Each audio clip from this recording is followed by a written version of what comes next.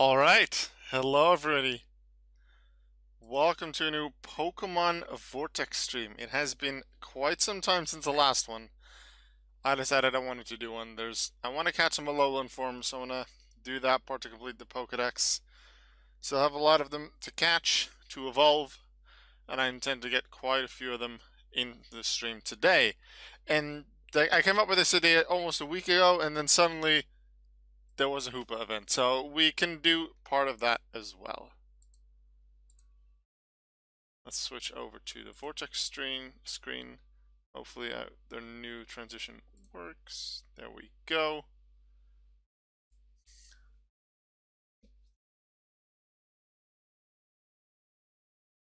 Hello everybody, I am Alka1993, but most of you already know that.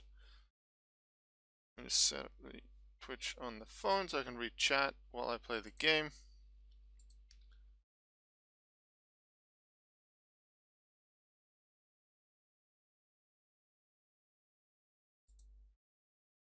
That all looks good, that all looks good. Alright. Let's play this music then.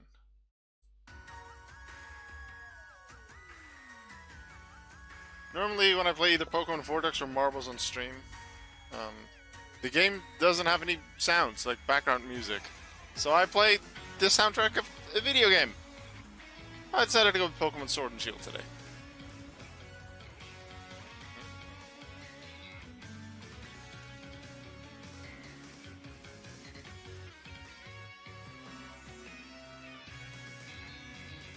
Let's see. Stream manager. Yes, I can read chat now on my phone. Let's test to be sure.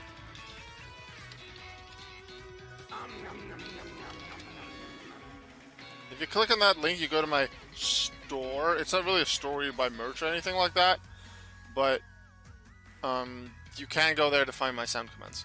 And two of the sound commands only work if you redeem them from there, and they don't work here. And two of them are mod exclusive. There's a technical and one other one that I can't remember. But yeah, Pokemon Vortex time. A lot of Alolan forms still to catch and evolve, and a Hoopa event to participate in. I'm very excited. Let's get the show on the road. Feel free to play along if I'm hunting anywhere. Feel free to hunt along. Sounds like fun to me. Alright, let's see where we are. Oh, session has expired. That's great. Just, uno momento.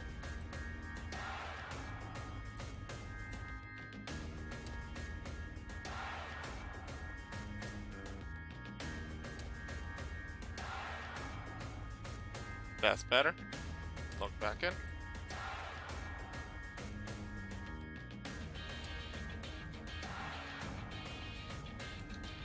If we go to the Pokédex and I look at my Alolan forms, I have a decent amount already, and my end goal is to have the entire thing. Ninetales and Sandslash Alolan are the most difficult because I need Ice Stones for them. And unlike Glaceon, which is an Ice Stone evolution now as well, I believe the Glaceon can be found in the wild as a rare encounter on a route somewhere. I don't think Sandslash and Ninetales can.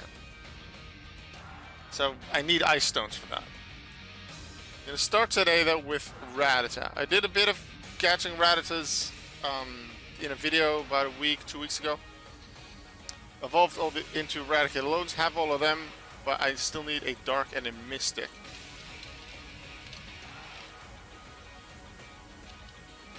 There we go. So I need a Dark and a Mystic. I have two standards here. This one's currently my highest level, but this one's level 6. So that will be my highest level once to do some immunity training. But I need a Dark, I need a Mystic to complete. And if I recall correctly, they appear in Nightshade, so I'll just check to be sure once more.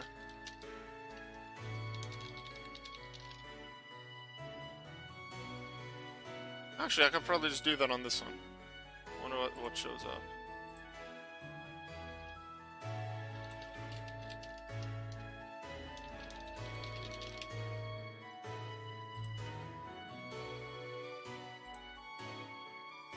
Nightshade, Rattata Alolan is there, Eradicate Alolan, potentially as well, but we don't need them.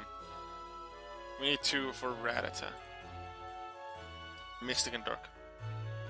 Let's go explore.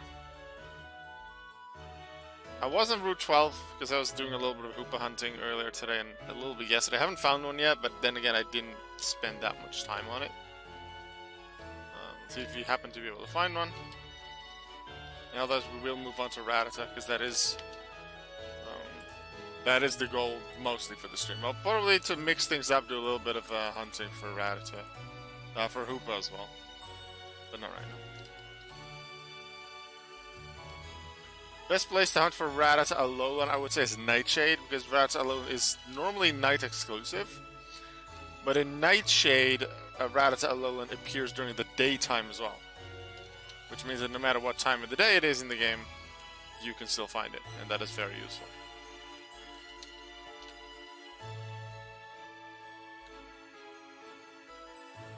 Nightshade, here we go.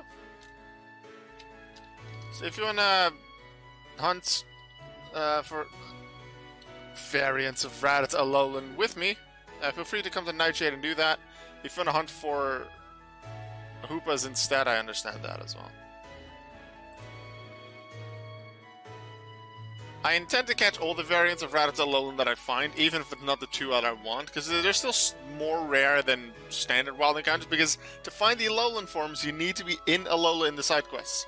I am in Alola in the side quest now. I would like to continue on side quests, but I decided while I'm in the Alola side quests, I'm going to complete the entire Alola Pokédex as much as possible. Maybe just not Ninetales and Sandslash, but then I'll have duplicates of every Sandshrew and Vulpix. So that once I do get the Ice Stones, I can evolve them into it and have it all complete. Caught that. Sell on Pokebay. If you're looking for some Alolan forms, mostly standard ones, I did put some of them up for trade on my Alka1993 accounts, just the same as my Twitch name and my YouTube name. But I put some up here as well. I haven't even looked at all. Unless it Geodude Alolan. Yeah, I don't have any duplicates of that anymore, but if I catch any duplicates, I will probably put them up.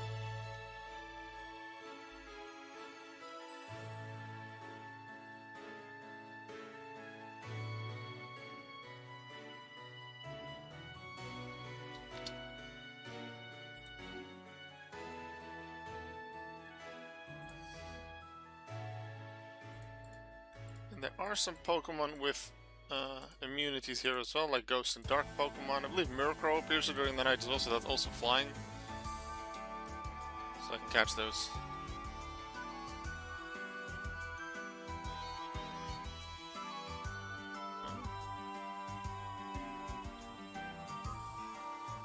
Weird seeing my own stream on my phone. So I can keep an eye on things that way. Okay, that's how it works. Figuring things out with a new bit of an overlay that I made for myself. Slightly different than normal.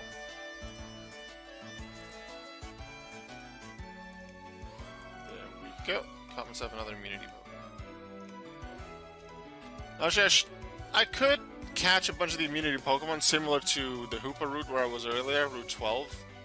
There's a bunch of immunity Pokemon there, but if I keep catching them, that costs me a lot of time in the long run. And then I catch less of the Alolan form, so I'll probably catch only variants of level 6 immunity Pokemon. If it's a standard one like a Sinistea, a standard Murkrow, a standard Zubat, things like that, I'm not actually going to get them. Just to save time.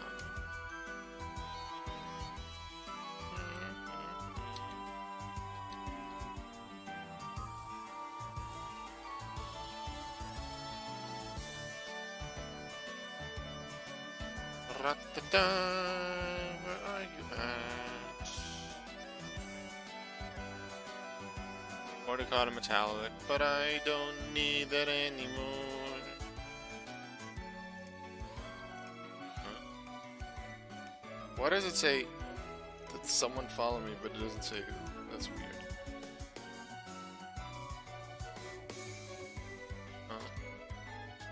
Just give me a second and swap over to see this.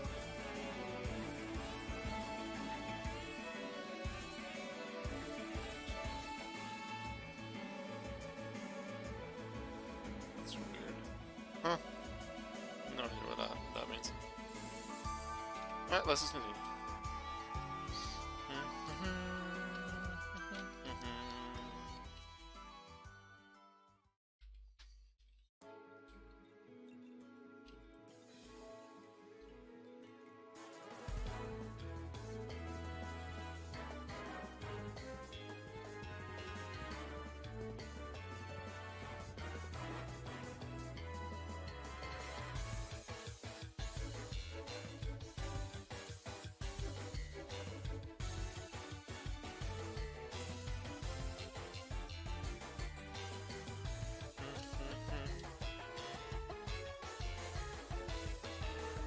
How's the music level, by the way? Is it good volume? You should be able to hear the music well, while still being able to hear me over the music. That the music isn't like completely masking what I'm saying. You can't hear me. How's the volume?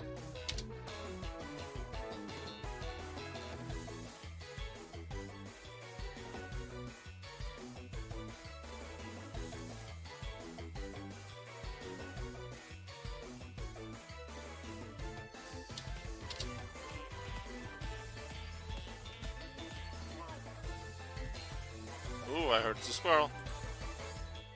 Someone redeemed a squirrel from the store because I don't see it in chat. Wait, squirrel? Squirrel means follow. That was not a very loud notification then. Huh, weird.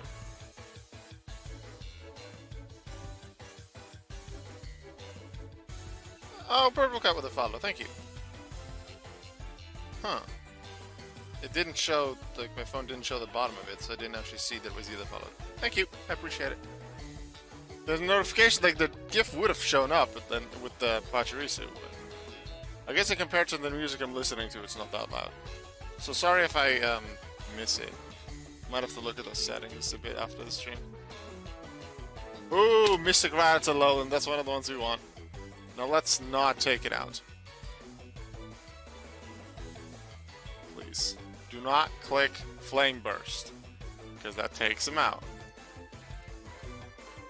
Extra careful. Yes, yes. Pokeball, go. Didn't get him. Try again. Pokeball. Yes! That is one of them. And that leaves us with just Dark Rattata Alolan.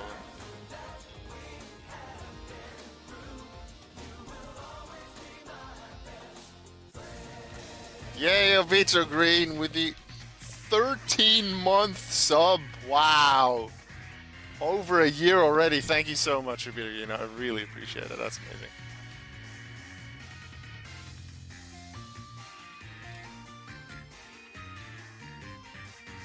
Nice to see you, Rio.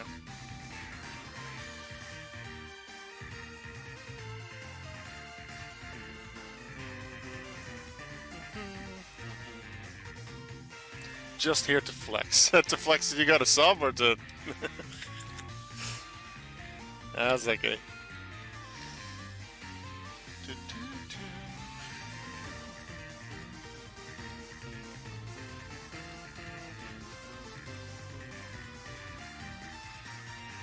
Flexing the 13-month sub. Yeah, you're easily the longest sub.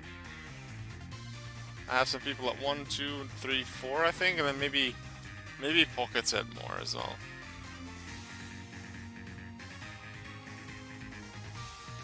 Ooh, shiny Rattata. Don't need one, but I'll catch it.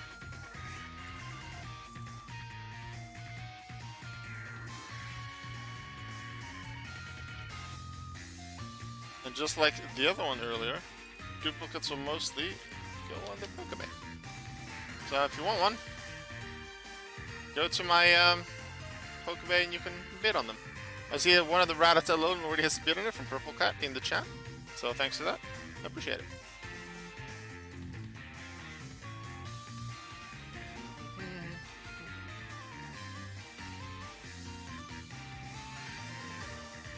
Also, even though it's not really the focus of today's video or the stream, I mean, if you're interested, not that.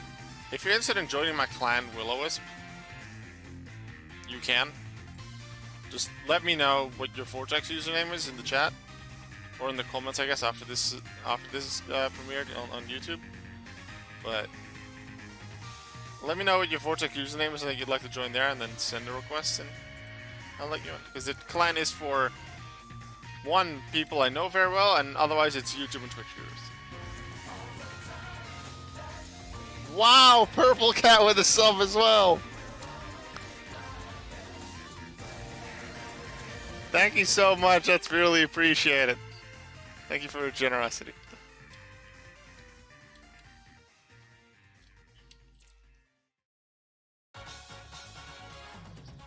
Yeah! Battle music time! Last couple of days I felt like playing Pokemon Sword and Shield again. Ooh, Dark Yamask, we don't actually have that. I'm not here for that. I was here for the Raditz Alolan. But hey, we can still use this to fill up our Pokédex. Let's see, do we have Cofagrigus? Yeah, so we have all the Cofagrigus, but because I've already evolved all of the Yamas that I had, at least that were needed, it said that I didn't have this one yet, so I knew to catch it. Otherwise I would have caught it anyway because it was level 6.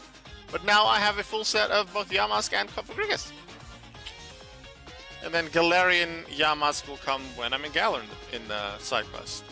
So once I've completed the entire Alolan Pokédex, and I mean the Alolan form Pokédex I should say, excluding Sandslash and Ninetales for the reason I mentioned previously, I will continue on with side quests, just standard side quest battles. And once I'm in Galar, I'll do this exact same thing but for Galar Pokemon. So I might even do a stream then as well. It might take a while before I complete to get all the Alolan forms. Especially duplicates for Sandshrew and Vulpix. So it might take a while. I don't know exactly how long it will take. I know that this Wednesday I start, like school starts for me. So I'll have less time for videos, less time for streams, stuff like that. But I still intend to play. I still intend to catch some Pokemon. It is still the long-term goal, like it's been for a few years, to catch every Pokemon. To have one of every Pokemon, even the premium ones, even the event ones. So yeah, I definitely want to at least give it an attempt to catch some Hoopas, because otherwise I have to trade for them later. What? Whoa, my phone is suddenly going nuts. Okay. 5 gift subs from Obito Green. Wait, hype trade incoming? Where? Where? I don't see that on my phone. I don't know when that comes in. Oh, it doesn't say gift sub on this. I know that. Oh, hype train is close. Ooh, ooh, yay! Hype train is close. Yay, hype train.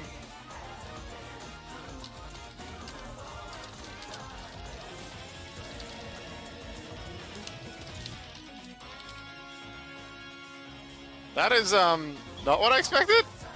Also, if you see the screen frozen like this, it's because I'm in a different tab. That's cool. Yay! 5 gift subs from Obito Green. That's really appreciated. Thank you. That's amazing. I should really... Okay, I'm gonna write this one down as a note to myself. Note to self.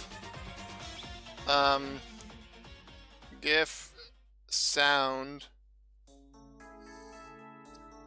for 5 and 10 gift subs at the same time.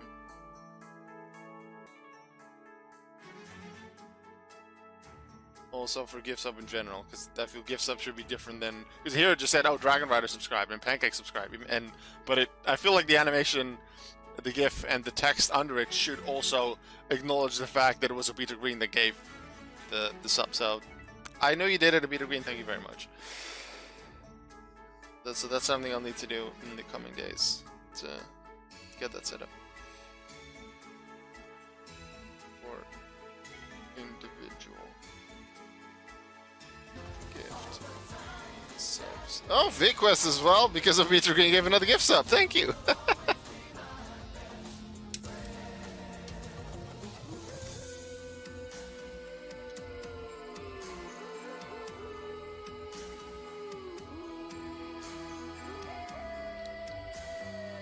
Dark Rattata Alolan, let's go! This is the one we were looking for. Caught it! Let's go! And that is the first set of the Alolans complete. That's awesome. Very good start. Trying to pop the hype train, but it's not working. Yeah, I don't know exactly what makes a hype train activate. I'm not exactly sure what the minimum setting for that is, or how many bits or subs or donations or whatever you need. I don't know. Anyway, so we have the Alolan Rattata just complete. I'm going to skip over Sandshrew momentarily, and I'll skip over Raichu for the moment as well, because that's actually... That's just get a bunch of Pikachu, which I'm going to skip over. I'm going to do Raichu, Sandshrew, Ninetales last. So Diglett is next. So just to verify how many Diglett and Diglets and Ducktrios I have. Ducktrio first, because it's the evolved form. I have Dark, Standard, and Shiny. And then I check Diglett, which I just have the Standard of, because I already evolved the other ones. So I still need a bunch of Diglett. And I need 2 of, let's see, Metallic Mystic, so the M's, and then Shadow. I need 2 of those, and then I need 1 of Dark and Shiny. Thing is, I don't remember where to catch a Diglett. But that's why we have this one. We just do Diglett. Alolan. On the wiki, let's see where we can find it. Diglett Alolan can be found in the wild at Fungal Cavern. Only Fungal Cavern? Rattata was in multiple places, I think.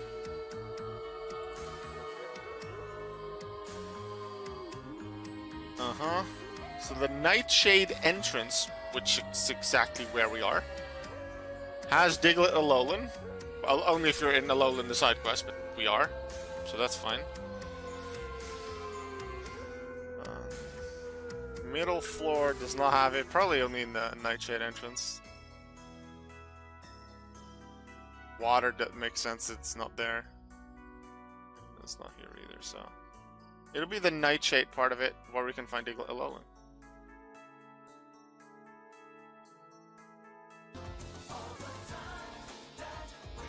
Hey, Purple Cat with the gifts of now. Add to my mod to Pocket! Yay! Pocket has a sub now as well.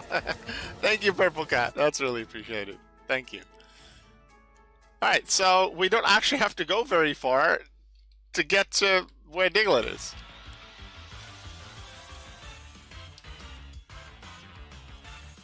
Because Fungal Cavern is right here.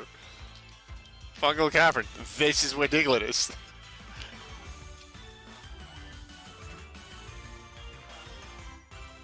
Diglett Alolan, right there. But we would like to see its variants. Level 6, I'll grab one of them.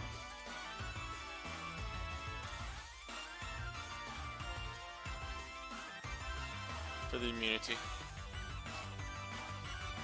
Alright, let's see how long it takes until we get the first form that we don't have. Any predictions, chat? How long will it take until we find a variant of Diglett Alolan?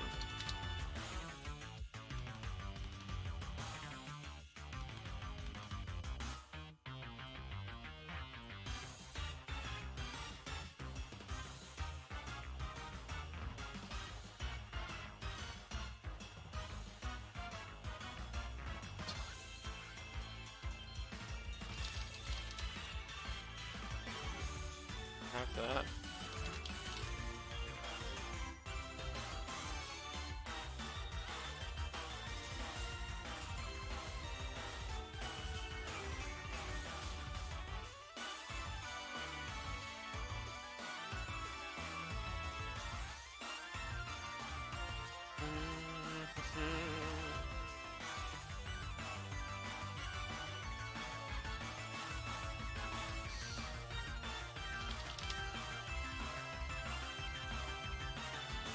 You both might know this one, isn't it? I'll throw this one on Pokebag in case someone happens to want a boulder. Maybe it'll work. Alright, let's continue exploring, finding some Diglett. And there we have a shiny. And shiny and shadow are slightly rarer than the others. Not too much rare. I'm not exactly sure on the numbers, but they are, to my knowledge, more rare than dark, metallic, and mystic. So with this, we have shiny and shiny Duckcho and Diglett. This is the first one that's complete, which is somewhat rare, but hey, it works. So we need one more dark and then 2 of shadow, metallic, and mystic.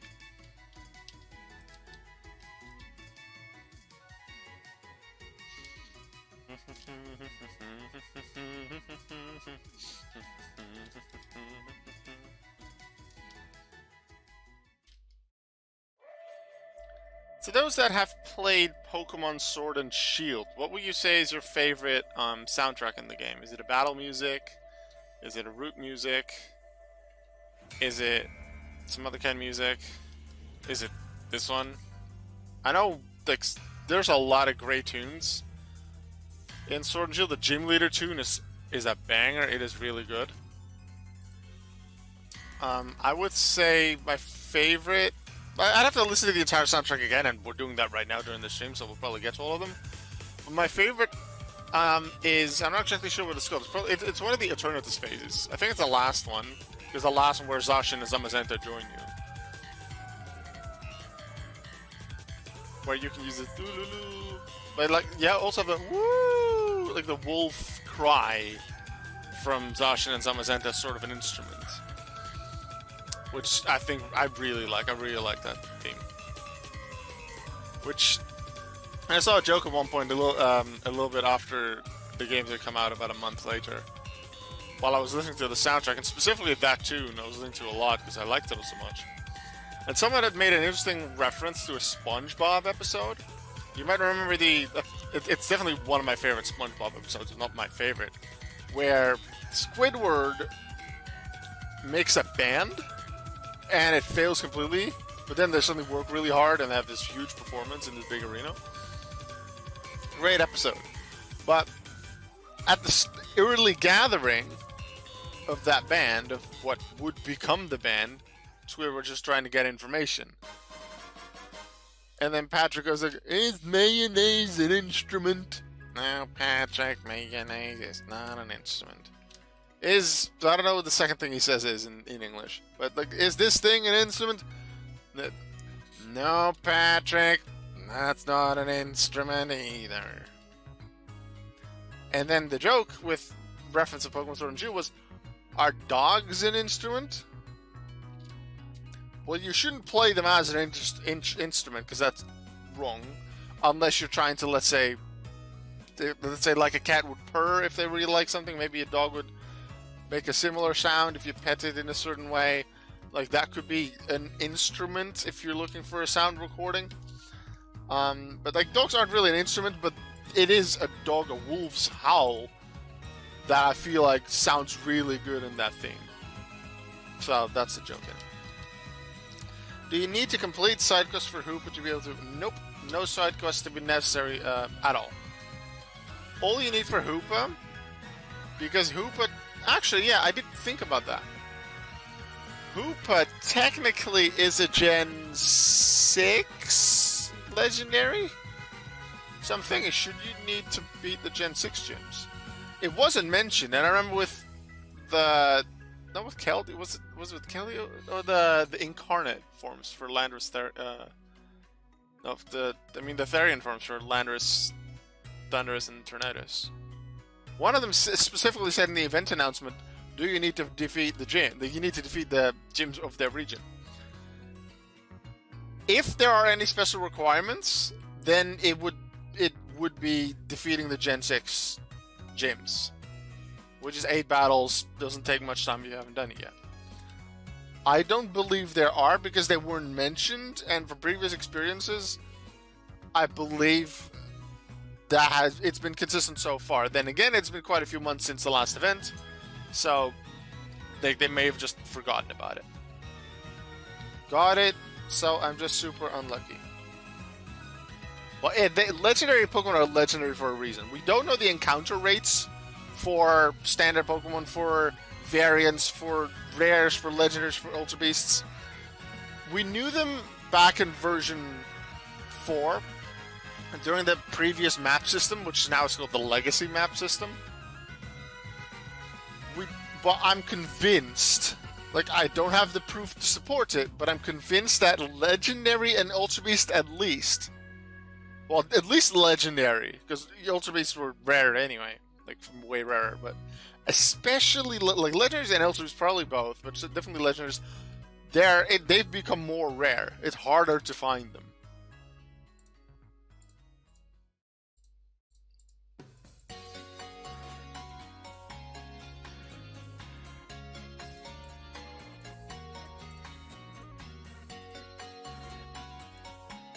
Alright, got a Shadow.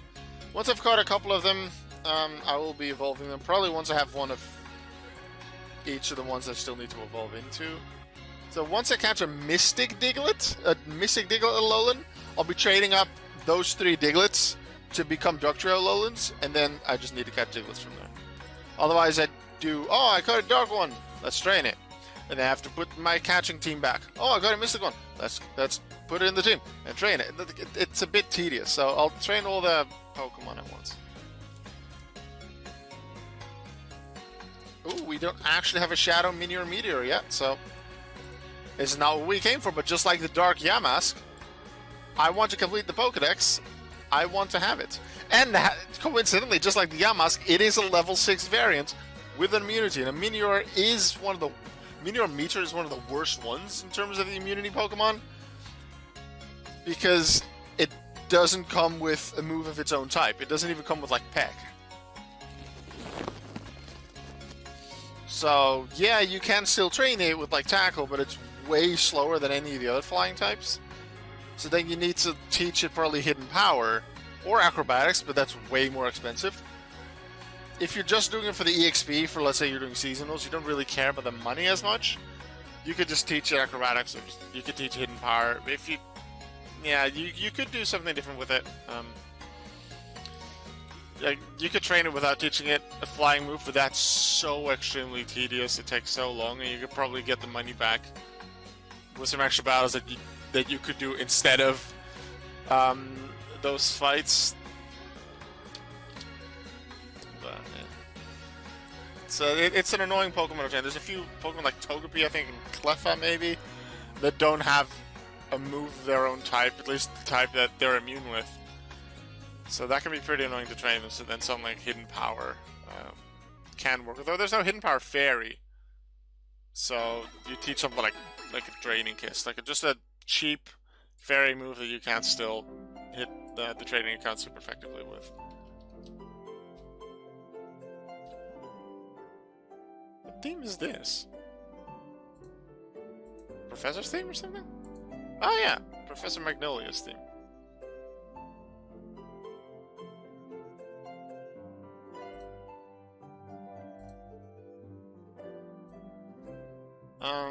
Diglett, Alolan, because I forgot something. I already have all the shinies, right, just to make sure. Alolan, yeah, we already had the shinies. Yep. So, if you want a shiny Diglett Alolan, I put one up for auction.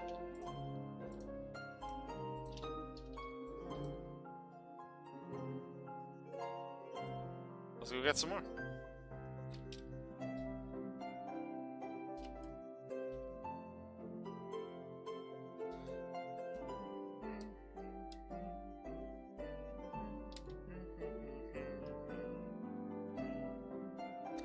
Wait, was that Flamescape?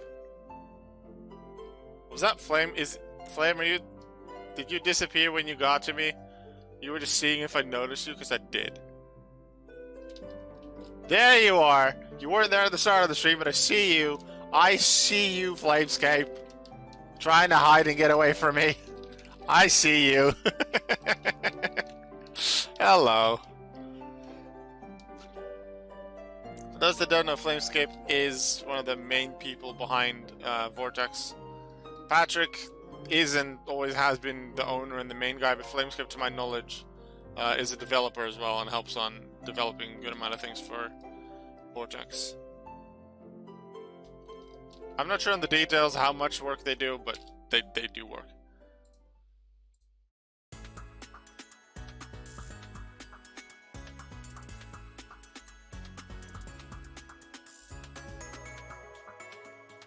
Let's go. Caught ourselves a Diglett, and that means we have one of everyone to get to Duck Trail. No, wait, no, it was a dark one that we needed just one more of. So now we need 2 Mystic, 1 Metallic, 1 Shadow. We have Shiny, Dark, and Standard complete already. That's good.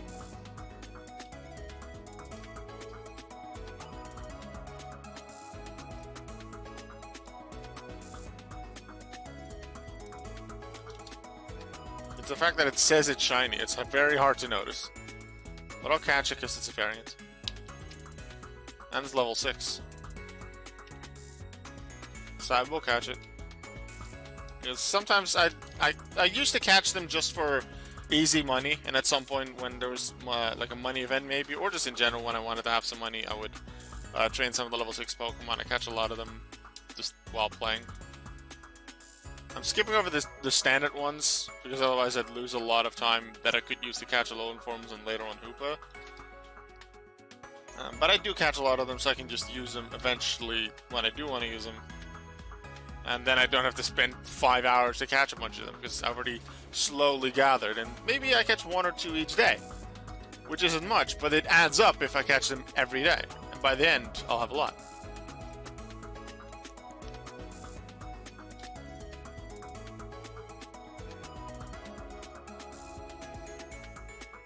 Because as I explained earlier, Meteor isn't a great one money-wise to do immunity trading with. It's still a level 6 Pokemon, so it will still get a lot of experience. So, for something like doing seasonals, they are still useful. But when doing seasonals, I would train them, and then I would give them hidden power.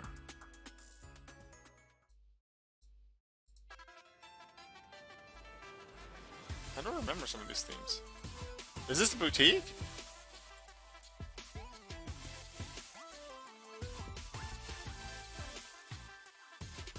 It is, and the last one was Sonia's theme.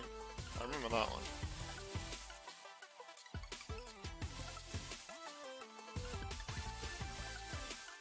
An interesting view someone gave me recently about Hop, one of your rivals in Pokemon Sword and Shield, is that his entire... Because everyone has their own, like, story arc within the game. All 3 of the rivals. Hop, Marnie, and Bede.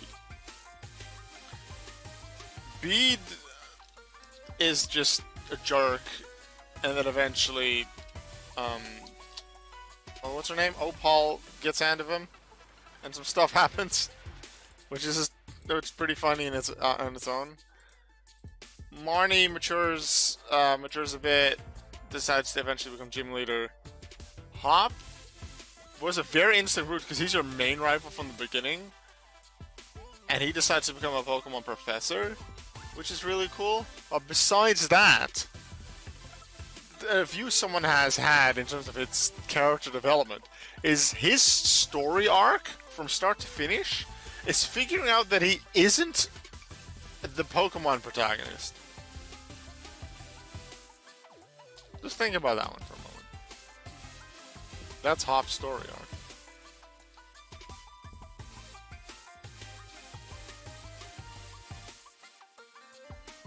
And especially the fight he loses against Bede, the beating he gets, that really, like, changes him. And I like how that part of the story went.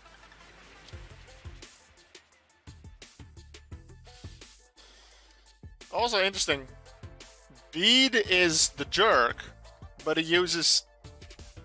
Like, he uses some psychic types, he uses some cute Pokemon like Gothita, and then eventually he used the pink fairies. But he was the jerk. While Marnie, in terms of clothing and just looks a bit more edgy. And she uses dark types, and maybe some poison types, but like dark types is her thing. Looks a bit edgy, but she's actually the really sweet and kind one. So in a sense, Bede and Marnie are polar opposites of each other. In terms of theming, their clothing, their character, but also the Pokemon that they use.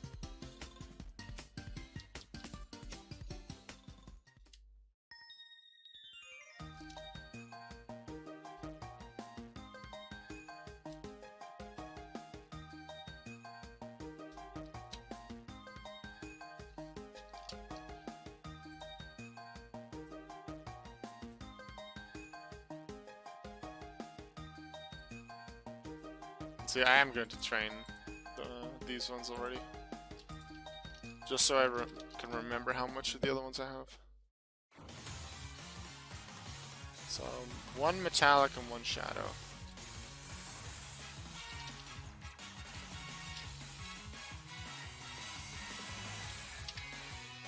I just got a Hoopa! Nice! Which route are you hunting on?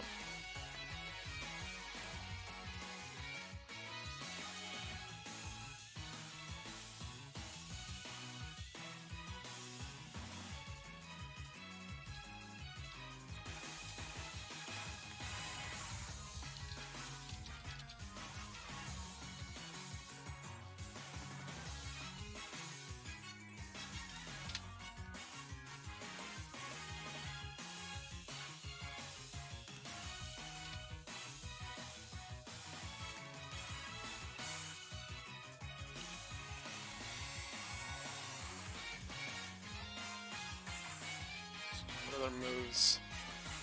Bulldoze is 100% accurate. Metal Claw is not. Bulldoze is also slightly stronger, so I'm going to use the ground type.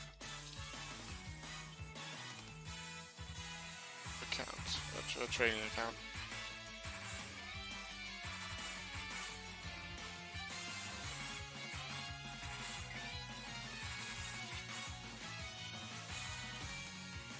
Route 23. Alright. What other Pokemon are in Route 23? I don't remember. Let's see. Route 28. Route 23 is... that's the one towards the Fairy Gym, right? Or is it the one? No, that's the... 23 is the one next to Shore's End. 22 is the one towards the Fairy Gym. So there'll be some... Oh, there's some water Pokemon on the water. Yeah, it's the one above Shore's End, right? 23? Like, between the very big Route 21 and Shore's End. I think that's 23.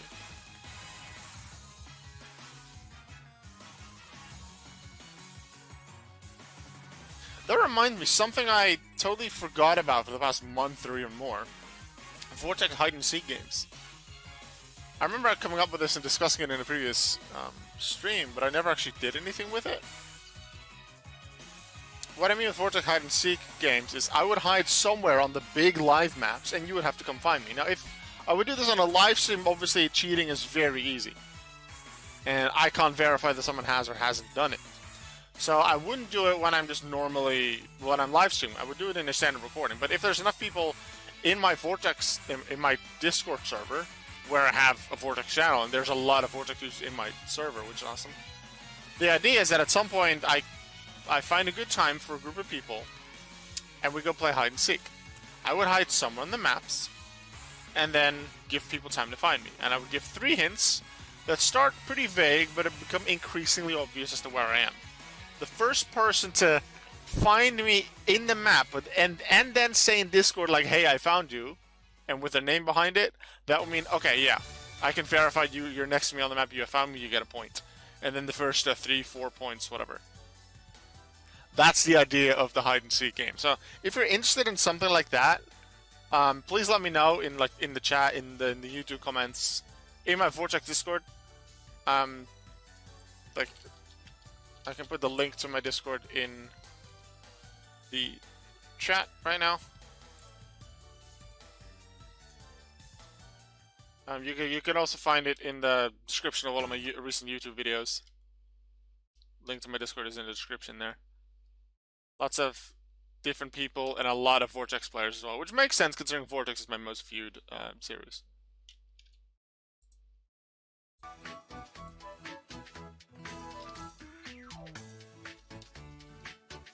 If there's enough people interested in a Vortex hide-and-seek game, we can do that. I'm not sure what the prizes would be, but like, occasionally I'd get the request of, hey, do you do... Wait, why am I here? I was gonna train Diglett. A request of, hey, do you do giveaways? Or can you do giveaways of legendaries? Hey, can you give me stuff? Now, I don't just give someone something. I don't. I can trade it if I have a duplicate of it, but I'm not going to just give you stuff. So if you're messaging me because, hey, Aoki, you might have a lot of stuff, can you give me some? No. The answer will be no. You can just expect that. I am willing to trade if it is up for trade. But do note that Pokemon that I don't have yet have way more value to me than Pokemon I already have.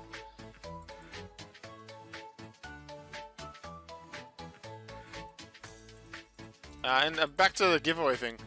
What I could do in terms of, like, if I want to do a prize for the hide and seek games, especially if the hide and seek games are well viewed or well participated in, I could do prizes for it, like Vortex prizes. Like if I have, let's say, a duplicate metallic Regigigas, I could put one of those, like have one of those metallic Regigigas as the prize, and then I would just trade it for, I don't know, something random you catch, like a Caterpie, would trade it, and therefore you have that metallic Regigigas as your prize. Naturally, I'd keep the other rare Regigigas because I want it for my Pokédex. I'm still looking to complete my Pokédex. But that's something that I could do if there's enough people to play it. Oh my god, the top big patch of grass on Route 23, 30 plus people running around. Yeah, there's not too much grass on Route 23. I guess it also depends on the time of day. It's now evening European time. It's afternoon in the US. So there's probably a lot of people playing right now. This is probably like the busiest portion of the day. I would be interested actually to see those statistics. Patrick probably can see those statistics, maybe Flamescape even. During which parts of the day is Vortex busiest? Just to see that graph. I'd be actually really interested in seeing that. So Patrick or Flamescape, if you can, if you're watching this, whether on Twitch or on YouTube, and this is something that you have, and you're okay with me looking at, then could you send me a message on Discord with that, please? Because I'd be interested to take a look. I like stats. I like numbers. I like math in general, but I like stats. So, yeah. The only stats I don't really look at are YouTube analytics, which is weird considering I do a lot of YouTube stuff. But when I do remember, oh yeah, that's a thing where there's a lot of stats, and it could be interesting to look at. Alright, in terms of the Diglett alone, what we still need now is one more Metallic Diglett and two more Mystic, because we don't have any of them. So that's up next. We don't need the Shadow and the Shiny anymore, which are the more rare ones, which is interesting. Oh hey, Dark. Let's just catch it. I know now we do not need it. Because I trained the other ones and evolved them as far as possible, in terms of the Pokédex, I know that if I already have a Diglett Alolan, like that variant, I don't have to check, oh, did I have a Dark Ductro Alolan already? Because I know I already have it. And I have the Diglett. But this way I can do this. And then sell it on Pokébay. Lots of Alolan forms on Pokébay. Shiny Diglett Alolan Purple Cat's gone on that as well.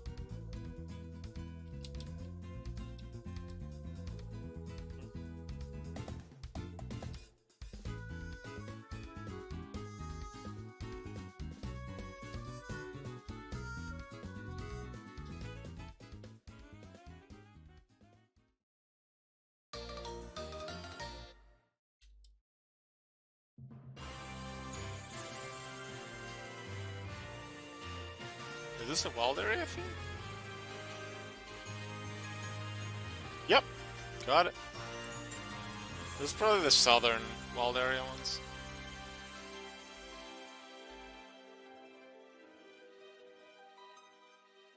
I've recently been, well, yesterday especially, been thinking about how a Nuzlocke would work in Sword and Shield.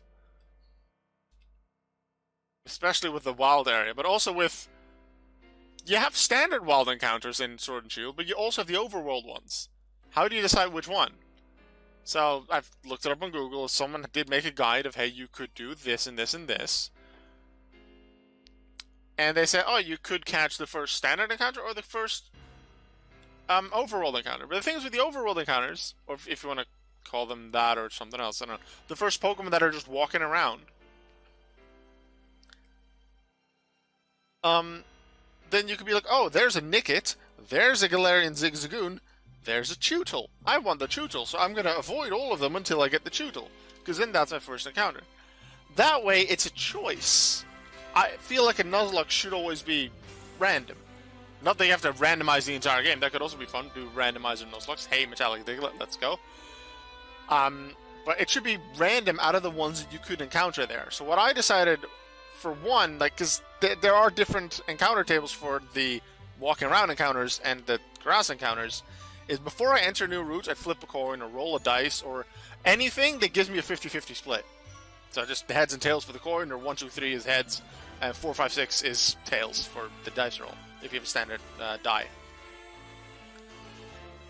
And then, let's say heads for the coin. Let's assume we're doing the coin flip. Heads would mean Pokemon that are walking around for that route.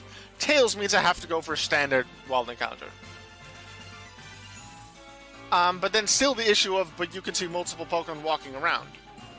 Then, what I'm going to say for the one that are walking around is, the first one that spawns, or the first one that I could see, or the first one that's closest to me, depending on the area I'm in, I guess. I've not really thought it through too much, because I haven't played Pokemon Sword or Shield since I came up with this idea.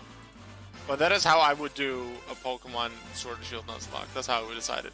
And in terms of the wild area, they suggest every part of the wild area is a different place, so you can get loads of Pokemon there, which I guess is good. But there's different Pokemon you can catch in, well, you still have your overall encounters, like the ones that are walking around. You still have the random wild encounters, but you also have the dens. Not all of them have a den that is active at the time you get there. But what I've decided is I will treat every one of the different areas within the wild area as different areas, so I can catch lots of Pokemon there. Would just mean I have a team of 6 before Gym 1. Oh. Anyway, before each area, I would then do a dice roll, not a coin flip, because that doesn't have 3 sides. I do a dice roll. 1 and 2, Pokemon that are walking around. 4 and 5, 3 and 4. What am I 4 and 5? 3 and 4, standard wall encounter. 5 and 6, den. Now, if there isn't a den active at that point, I just re-roll the dice. And then it's either walking around Pokemon or standard wild encounter. But if there is a den, I want to have the option to catch that too. But I don't want it to be like, oh, there are 4 dens active in the first part of the wild area. I can go for all of them.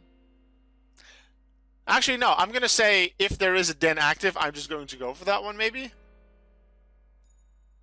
Yeah, maybe I will, because that way there is a chance for Gigantamax. I don't remember exactly what decides the chances for a Gigantamax Pokemon, but I know I want that.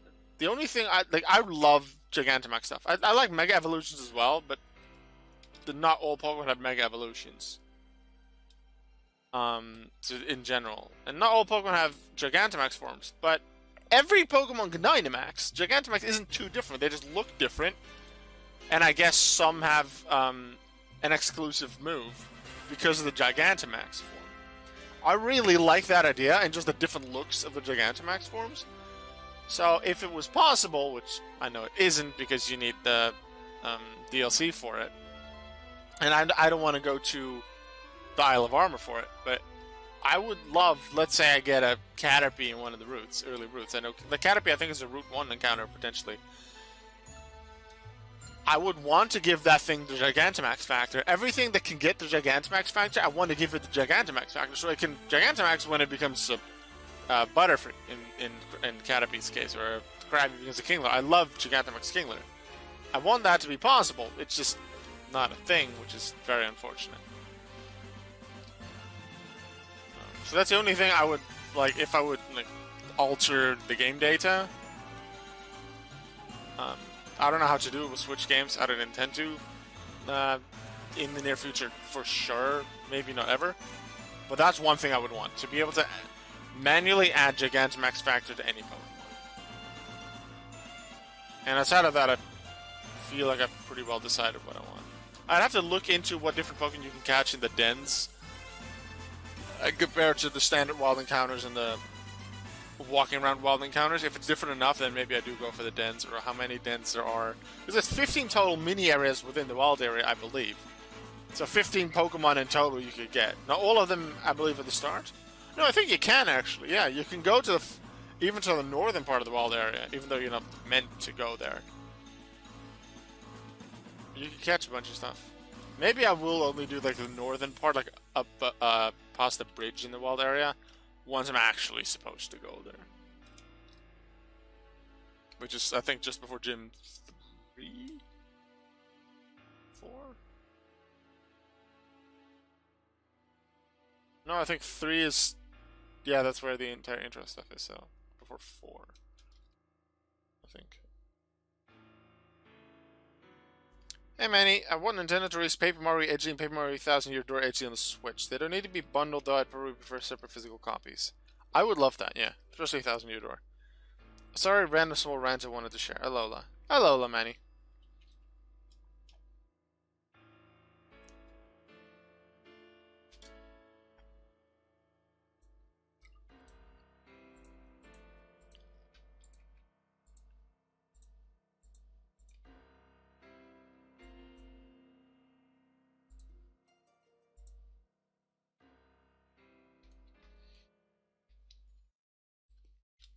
Come on, Mystic Diglett Alolan.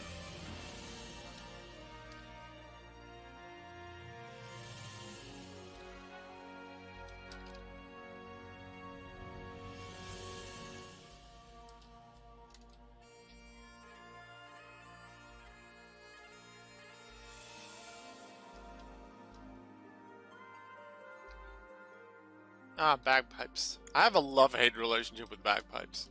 In a way, I really dislike the sound, but they also have a very unique sound that in some way I like, and I'm not sure what to think about it sometimes. Sometimes I'm like, oh, I like this tune because it has a very unique sound to it because of the bagpipes. And other times I hear bagpipe music and I'm like, get it out of my head. I don't want it, I don't like it. It's a very unique instrument in that sense to me.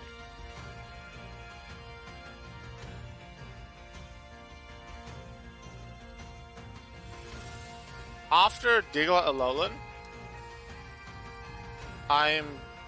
unless it takes a super long time, then I'll do it before we complete Diglett Alolan. But I intend to do a little bit of a Hoopa hunt, just to switch things up a little bit.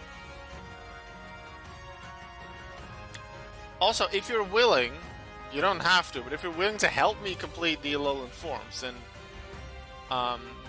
we can trade. I have a bunch of different Pokemon for trade. Legendaries, non-legendaries, variants, non-variants. So, yeah, I'm looking for quite a few Alolan forms still. Here's an idea of the ones that I still need.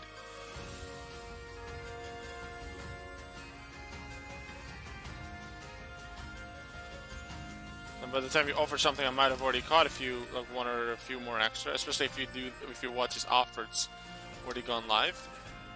But what you could also do is, especially if this is after it's already gone live and you're then watching it, go to the Vortex Discord, and go to the bot commands channel, type in !missing, and then a space, and then my username, which is Alpha1993, as you can see on screen right now. And that would give you a list of all Pokemon I don't have yet at that time. And if you then use the search function to just find all the Alolan forms, you'll know which Alolan forms I still need at the time. So maybe I found 10 different ones already that, at this point in you watching the video, which it'll just be a standard video after the live stream, maybe I've already caught 10 Pokemon since this point in the video. And you can verify that by using that missing command. You don't have to help me with this, but people have helped me before, and I do really appreciate it. It helps me towards my goal of getting a bunch of Pokemon, completing the Pokemon. Let's see actually how far I am with completing, let's see, global top trainers. I'm not in the top 100 in terms of the points, but if you go to unique Pokemon, 6,968 at the top. And there are over 7,000 Pokemon in the game, including all the variants. Well, I am 81st with over 5,000 unique Pokemon, which I'm already very proud of, very happy with. And I guess a fun thing now that we're in this list anyway, richest users, I'm 82nd with 175 million Pokédollars. Now you could say, hey, if you want to complete the Pokédex, you could spend a lot of that money on Pokébay, right? Yeah, and I intend to. But the thing is, let's say I spend it on the Alolan forms now, and then later on I hunt for something else in an area where Alolan forms can be found, and then I find that Alolan form. Like, yeah, that wasted money on them. So my intention is just to save up a lot. Also, I guess because I'm a bit of a competition guy, and I like to win competitions. And just being richer means I'm higher on the rankings list, which just boosts my ego, I suppose. And then I can save that money for the ones that I really don't have even after a long time. And I know I'll mostly spend it on probably Ultra Beasts and things like premium Pokemon, which I don't intend to get by myself, so I'll need to do it via trading or something like that. I'll need a lot of money for it.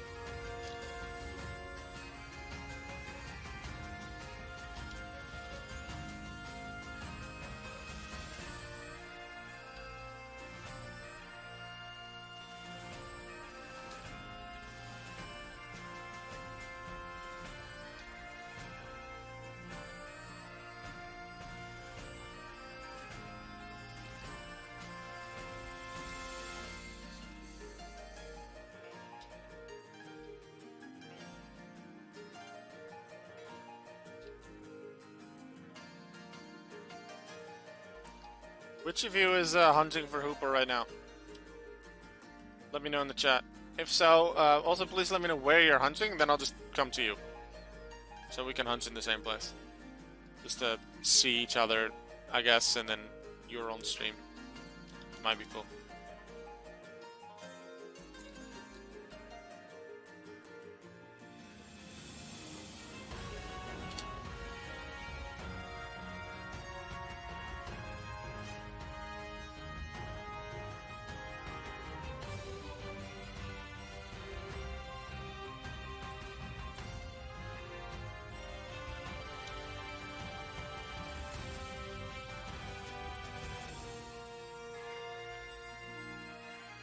Alright.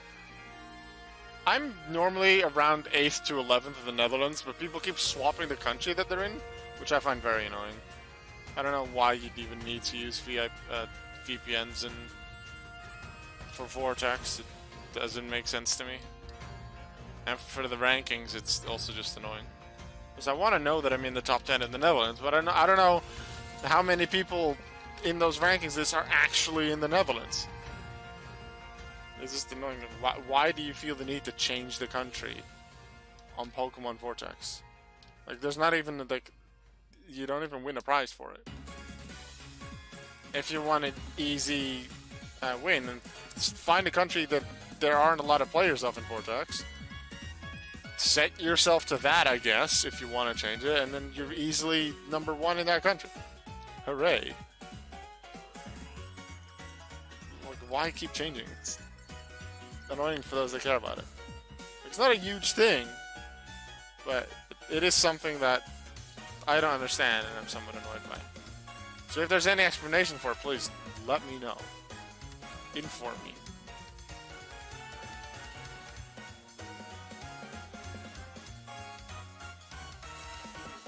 I'll probably play Pokemon Sword and Shield in the coming days because I feel like it now. Since yesterday I just felt like it.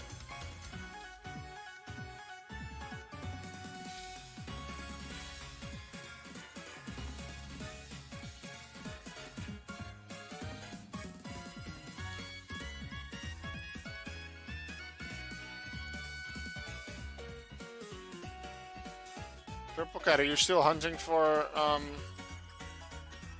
Hoopa?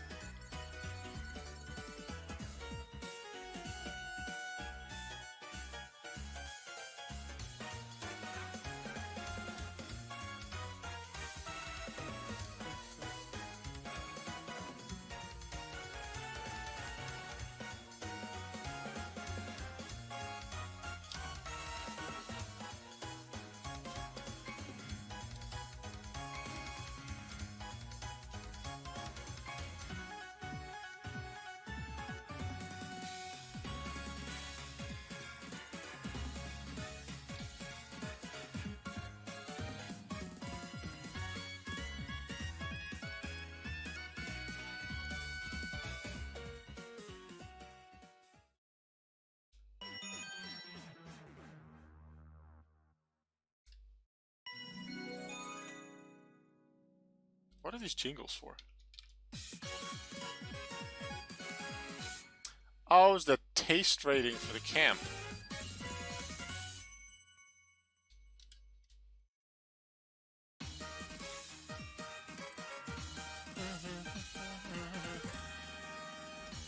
I'm heading towards Fungal to visit. Okay, you're coming to visit me.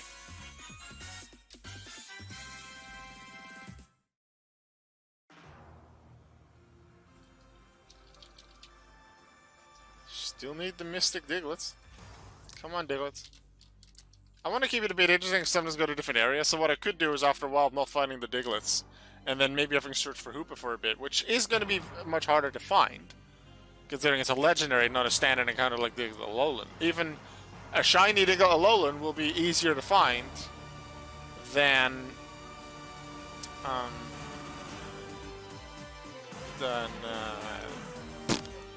Hoopa. I saw you, Purple Cat. Don't know where you went to. Maybe you disappear off the map when you're doing a wild battle? That could be. But I did see you walk here from the bridge.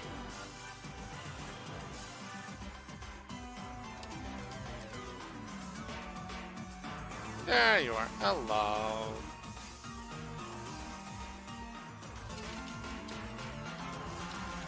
I see you.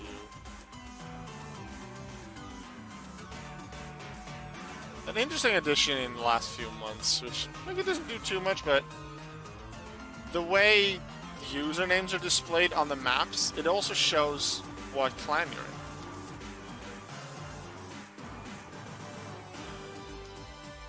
And potentially the color behind it also means the type. No, it won't be the type. The green behind my name is probably just, hey, that's your clan. So that everyone who happens to be in the Will-O-Wisp clan with me and appears maybe also has that green. It separates my clan from the others if we're in like a big area. Let's say we're hunting for Hoopa with 40 people on the same map. I can recognize my clan people from the other ones easier than otherwise. Because I'm almost fully certain that I just fire as my type for the clan. When you make a clan, you can choose one of 3 types, water, fire, and grass, for a skill tree. And that skill tree has been intended as a feature for multiple years, I believe. But it's never actually become a feature. It is still something that is intended for the future. But it just isn't a feature yet. I do wonder how that will, what will happen with that. Also, a clan depository has been requested. That seems like something that could be done. But Patrick probably really wants to think about that well, like how you want it to work in general. But also, yeah, being able to share stuff with your clan is a good thing. I think there will be positive uses out of it. But the thing also is, people might just be like, oh, I want to do this and this with like a giveaway or like a contest, and like, hey, join my clan. Get stuff from clan depository, leaves clan. That might be the only reason why they're there. So there have to be clear limitations you can put on people, maybe on the different roles within a clan. Give you different possibilities. You need to have very clear ideas, I believe, in my opinion, of how you'd want it to work, because people can easily abuse the system. And when you put something in the clan depository, you should be able to set only these types of people can. Let's say you're depositing. Let's say I do that giveaway for the Metallic Regigigas, and it's only for my people in my clan. Instead of doing the trade for something random like a Caterpie, I would put it in the clan depository for the winner of that contest to then get. But what if anyone else in the clan is like, I want it, grab, and then it's just their Pokemon.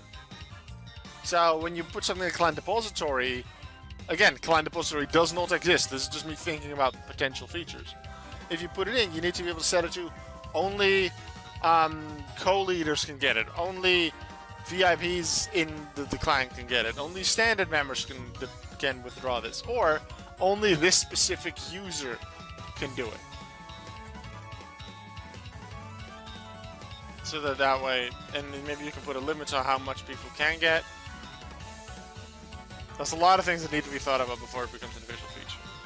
So yeah, you disappear when battling. Yeah, that makes sense.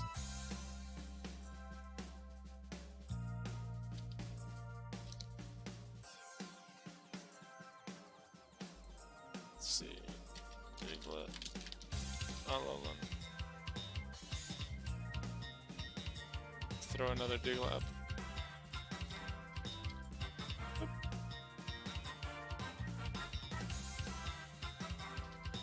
Alright, I'll be here for like a minute or 2 more, and then I want to go to a Hoopa area. Chances are I won't find a Hoopa, also because I don't intend to spend that much time in a Hoopa area.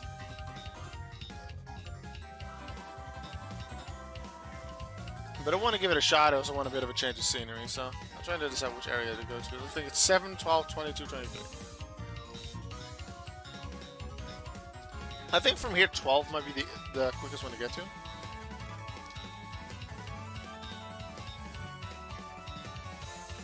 I know there are no Alolan Pokemon that appear on routes that Hoopa's on.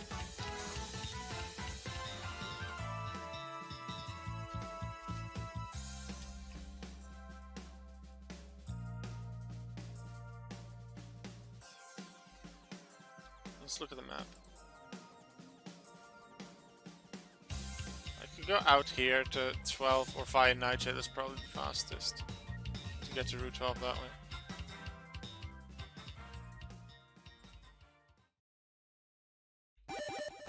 Mystic Regigigas, of course you get a Mystic Regi. I haven't even seen a single legendary today. I've seen a few rare encounters, that's it. Well done, Purple Cat, on the Mystic Regigigas.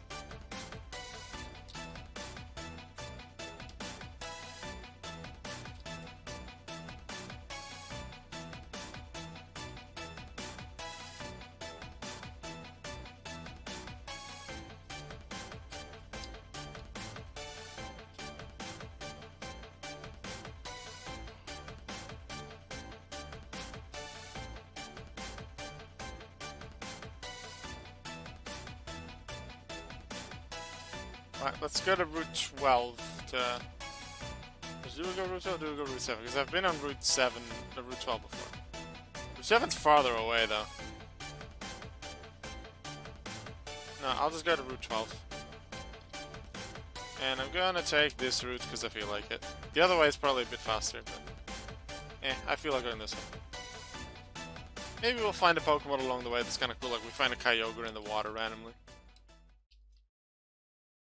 Or we find a Nihilego somewhere here.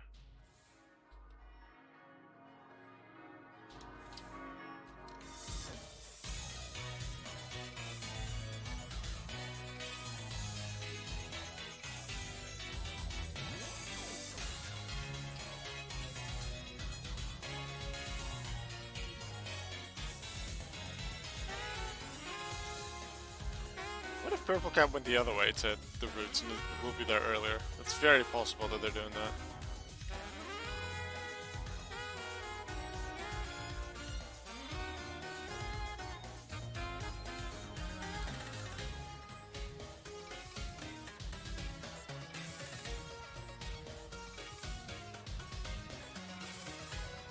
Vortex Citadel, a great place to go if you want immunity Pokemon.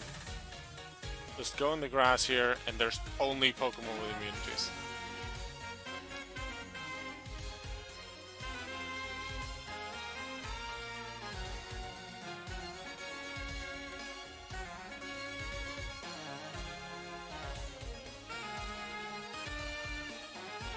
There we go. Decent amount of people here. Decent amount of people here. And the same will be on the other side of the bridge. I would assume. Not as many people here. Huh.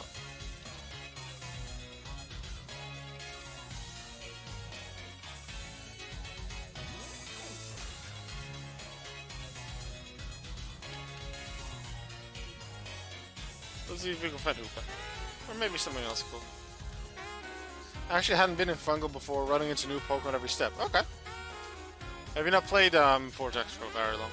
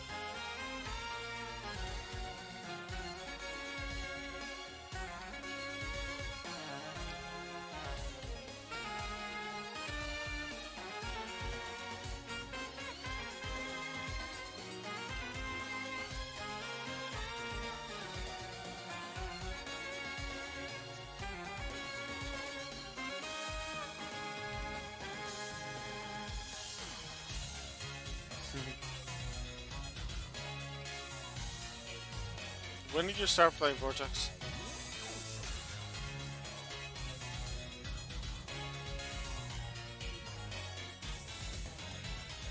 You know what I find a little annoying about the grass here being in the corner of the route? You keep seeing the map move up and down instead of the character just walking around. It makes it's less easy on the eyes.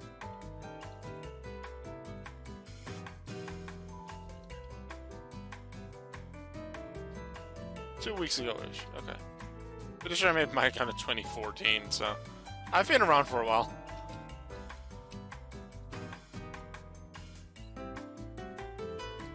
I'm gonna go to a different area. This is annoying. Let's do 22 or 23. They're not that far away. Just on the other side of Citadel. Just to have a change of pace.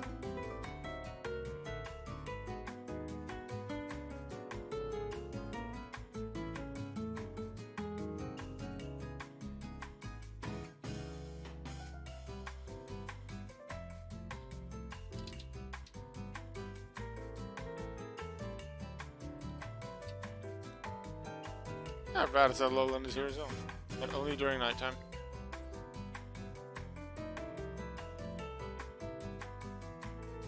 There's a very big Route 21. We're going to take this path to Route 23. Loads of people in here trying to find a Hoopa. That makes sense.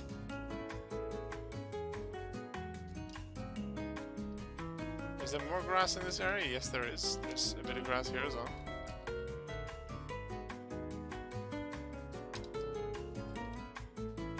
There's some there. There's someone on their own. Bit of grass here, bit of grass there. Yeah, the biggest part is at the top, so that makes sense that people would be there. You don't have to press up and down as much, or left and right, or move yourself around with the control thing. Da da da da da da da da da da da. I like this theme.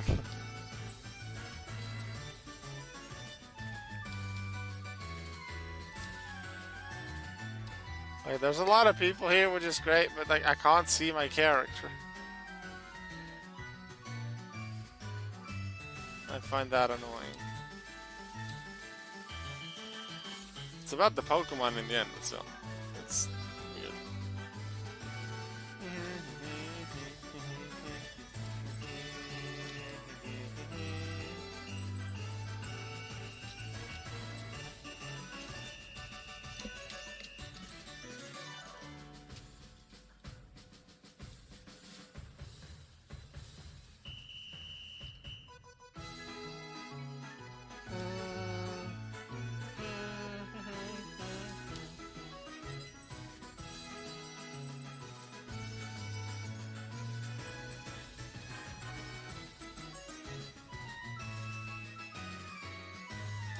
I want to find at least one Hoopa. Once I find Hoopa, which even if it's the standard one, not a variant, that's it for a Hoopa in the stream, because the focus, I do want the focus of the stream to be the Alolan forms.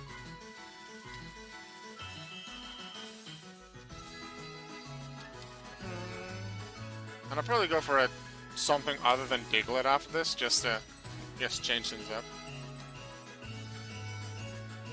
Because if I go for a non-Diglett, there will be more variants that I don't have yet, so a higher chance I'll get something.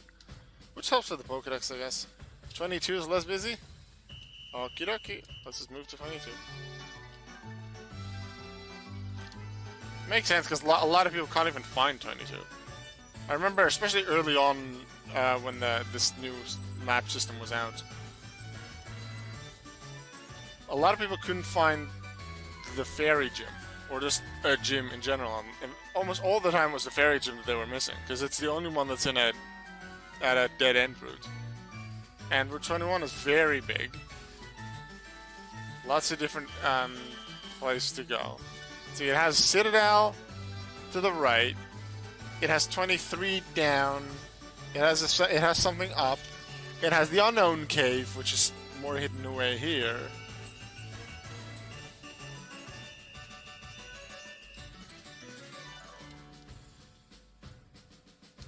And then it also has the fairy one. And there's no other way to get to the fairy one.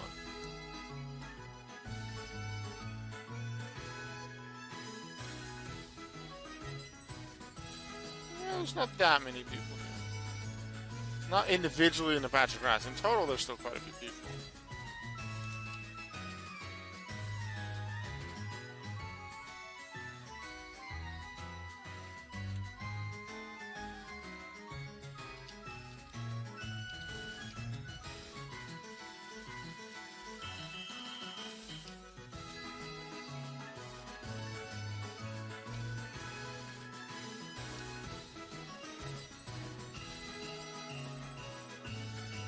Maybe catch some fairy-type variants. There's probably some of the Galar Pokemon, especially, that I don't have all the variants of yet, like Impidimp. And its evolutions. I need to have 3 of them because there's Impidimp, there's Grimmsnarl, and Morgrem is in between.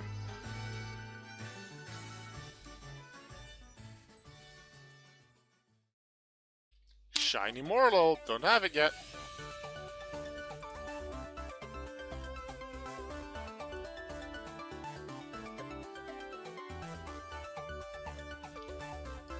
I like this theme. It's a gym lobby.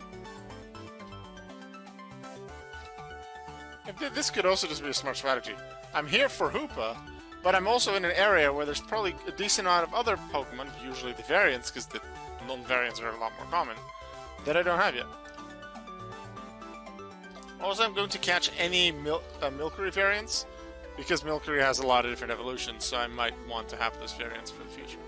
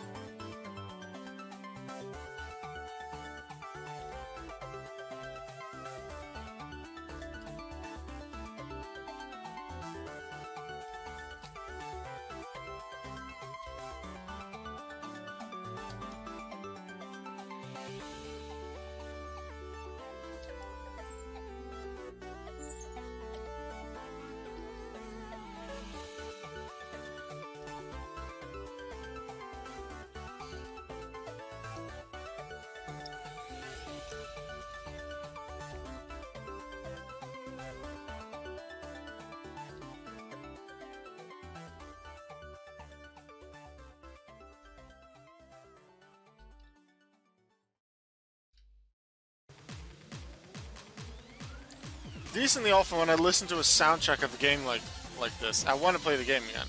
Now, recently I did, during one of the Marble streams, I listened to, I think, Mario Galaxy, the soundtrack. I'm not necessarily looking for, wanting to play more Mario Galaxy, but things like Pokemon Conquest or the Pokemon TCG for the Game Boy Color. Or no, I think it was Game Boy Color, yeah. I played those for a bit, and even on stream. I didn't stream them much, but I did stream them, and that was fun. And now I want to play Sword and Shield again. As a Nuzlocke. Which reminds me, oh yeah, I still have that blue Nuzlocke. So, I'm not going to say when. I'm not going to give an exact time frame, but I do want to continue the blue Nuzlocke. And maybe through that I'll feel more like playing the walkthroughs back. Because they didn't end. I just had less fun with them, and I need them to be... Because I had so much fun with them before, I want to be able to keep that excitement up. But it has to be I want to do it, not I have to do it. It felt too much like I have to do it after a while, so that's why it went on hiatus for a few months. The walkthroughs will continue.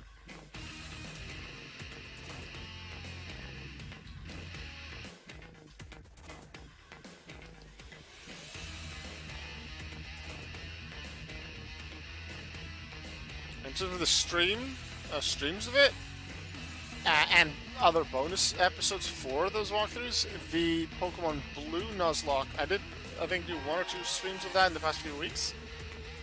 So Blue Nuzlocke will be returning probably pretty soon, but again, I don't want to put an exact date on it because I don't know exactly how much I feel like it, and outside of Marbles on stream always happening on Fridays, I don't have an exact day that I play certain types of games. And as I mentioned on Wednesday, my school year starts up again. So then there will be less time in general because I need to be at school. And I need to do homework and things like that. I need to prepare for projects, need to work on reports. I need to come up with and like write lesson plans for lessons that I intend to teach the kids. So there'll be less time, but I definitely intend to continue live streams on Twitch. Definitely intend to keep YouTube videos going. So don't worry about it, I'll still be around. Just 2 to 3 days a week streams, that will change to 1, maybe 2. I intend to keep marbles as a standard on Friday. Maybe occasionally I'll change it, but it'll probably stay a standard for a while. And then I'll try and find another stream day sometimes to do other stuff.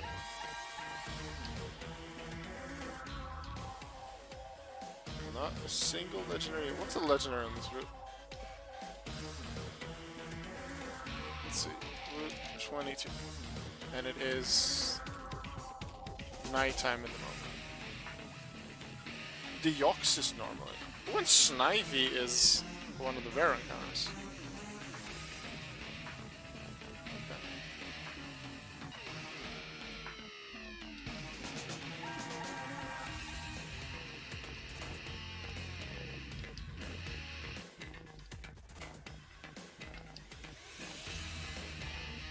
I'll give it until the in-game clock hits midnight. If I then haven't found a Hoopa, then too bad. I'm going to go back to Alolan forms.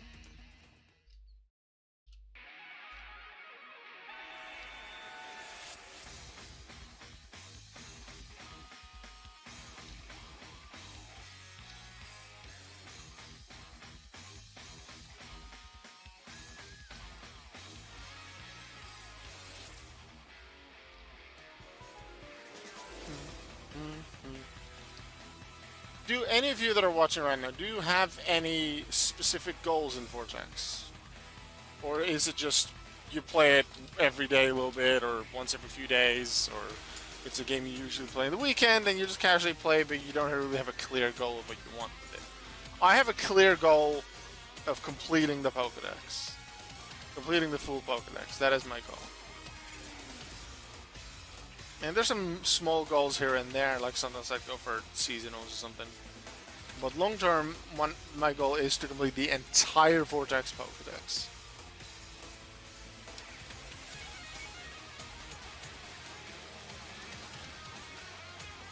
Do any of you have any goals like that? Maybe you like rock types a lot, so you want to complete the rock type Pokédex. Or you have Sinnoh as your favorite region, so you just want to complete the Sinnoh Pokédex. Or maybe you just want a specific Pokemon, like you really like Zigzagoon, so you want to grab any type of Zigzagoon and make that the top EXP Zigzagoon out of anyone. Or you want to be one of the richest users. Anything like that. You want to maybe complete an Avatar collection. Do any of you have goals? Same, complete Pokédex. It's going to take a very long time, Purple Cat, but it's possible. It'll take a very long time. I've taken breaks. Sometimes I've played a lot. Sometimes I've played not much because it felt too forced.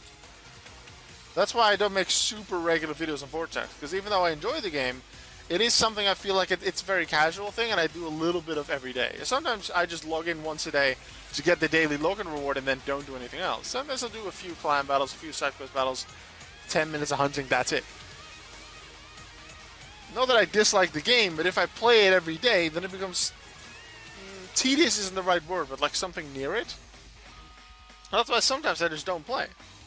So like keeping myself mentally sane is far too strong of a term here, but to keep myself interested in the game, I don't overdo it. So that's why when I used to do Vortex videos like every 2-3 days, a year ago or something, 2 years ago, at one point I just stopped for 2 months, I think, because I found it just too annoying. it was frustrating to play. It felt like very much like I have to make a video and not I want to. And I definitely only want to make videos when I want to make videos. That's why sometimes you might see more breaks in videos for me. Let's see, more lol. Still the Mystic and Metallic, and then Shinotic. Ooh, wait. We don't have a Shadow.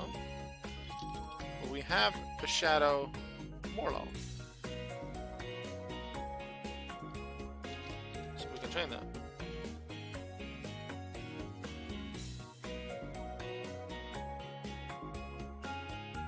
Oh, it doesn't have a fairy move. That sucks.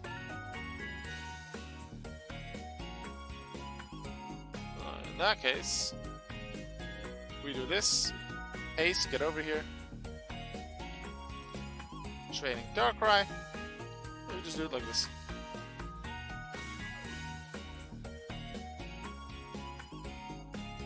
It's not that high of a level, so I'll just save myself the money on although otherwise I would have put a fairy move on Morlul and done it on the Trading Xerneas account or Type Fairy, whichever one you want to use. But this won't take too long because it's a low level. Probably only need 3 fights.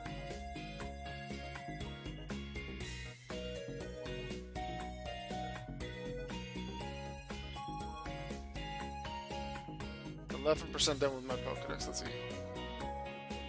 68 for me? What is this side Pokédex mean? I remember asking Patrick about it at some point. It's not a thing yet. The side Pokédex is a collection of Pokémon that do not come in the usual 6 variants. Interesting. Maybe that was an intended feature at some point, but they weren't sure how to keep going with it. Or like how to really set it up. But it's there. Yo, can you just take Morlul out, please, so I can use Spiritomb? Thank you.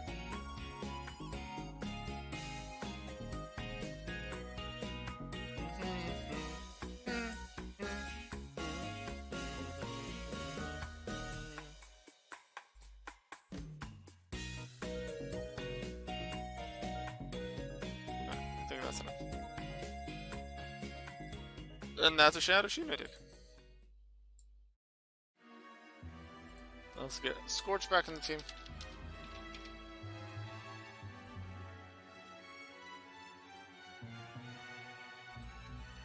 And we continue exploring.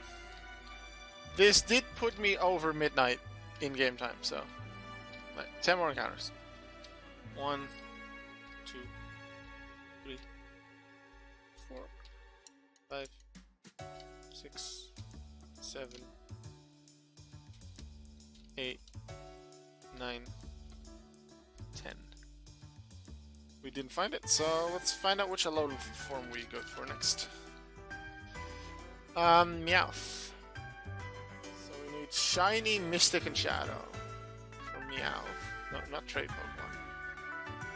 Speaking of trade Pokemon, I do have an offer. For Chimchar. Mystic Spritzy. Do I not have that? I don't. Chimchar is more rare, then again, it helps me complete the Pokédex, so sometimes I shouldn't be too harsh on it. Often what I'd say for a trade is, as long as I want something that I don't have yet, because they have a lot more value. It very much loses value if I already have the Pokemon. So please offer something that I don't have yet. But I also look at the value. Does it give you an idea of how I think about trade offers and why I might decline it? Mystic Spritzy is a variant of a common Pokemon. Dark Chimchar is a variant of a rare Pokemon, so it's a lot harder to obtain. So in that sense, Mystic Spritzy has a lower value than Chimchar does. So usually what I'd say is be around equal in value. You can check the value of a Pokemon by going to the Vortex Discord, going to the Bots command channel, and typing in !value, space, and then the exact name of the Pokemon, including whether it's Dark or Mystic or whatever, and you give an approximate idea of how much value it is. It's never an exact thing. It's just based on all of the times that Pokemon has been sold on Pokébay in the past month. If you look at the value for a Pokeball, like a Pokeball shouldn't be expensive whatsoever. A Pokeball is one of the most expensive items. Because that's how people give each other money for, let's say, EXP trading jobs. They offer on something that's worthless or near worthless, like a Pokeball. That's how they transfer the money. Yeah, I did accept this one, but if you want to have a higher chance of me accepting your trade offer, offer something that's around equal in value. You can get a decent idea of the value of a Pokemon using that command like earlier. And no problem, Purple Cat. I'm happy enough you're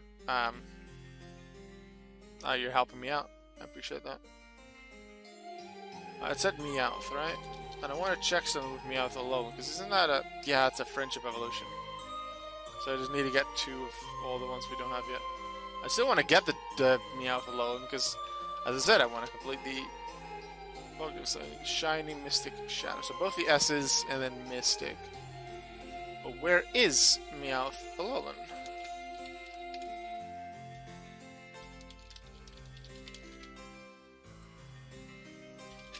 This only on Route 1, and I'm gonna guess only in dark, when it's dark. No, it's a daytime encounter. Huh. Okay. I'm going to go back to Fungal Cavern for Diglett, and when it becomes daytime, I will move to Route 1 for Meowth.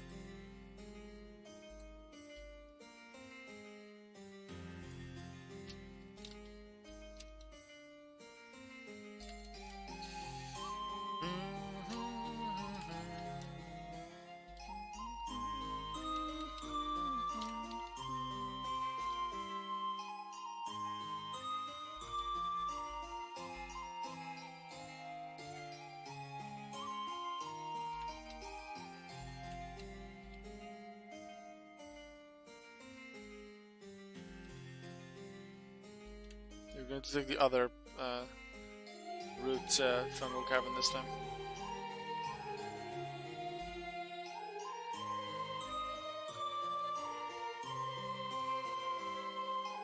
Actually, I want to save this tune for the Yu-Gi-Oh series.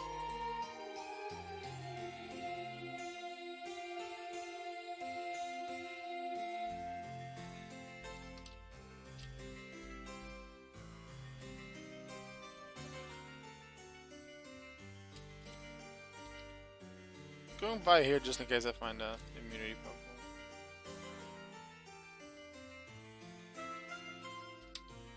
That's level 6, because then I might want it.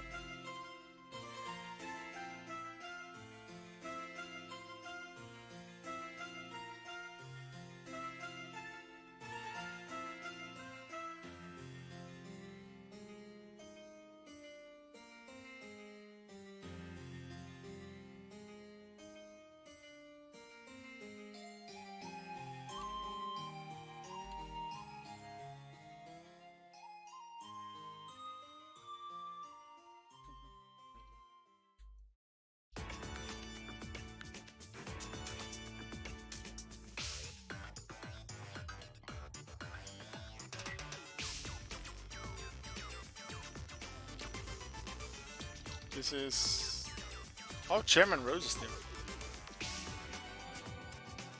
Just imagine this is the plot. The Super Bowl. One of the world's biggest sporting events. It's getting hyped up, it's about to start, and suddenly one of the screens, on one of the big screens in the stadium, you see Elon Musk. And he announces he's going to start Armageddon for the better of the world. That's basically the plot of the finale of Pokemon Sword and Shield. But then in Pokemon version with... Yeah. That's the thing. Which Diglett did we want? I think it was Mystic.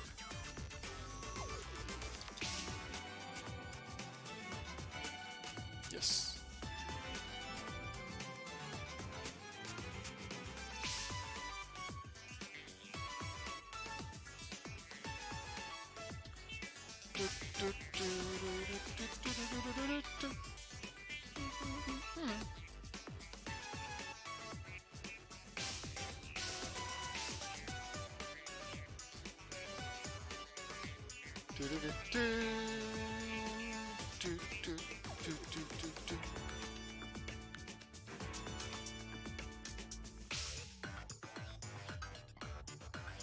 That is a normal Diglett Alolan. I'm looking for a Mystic one, please.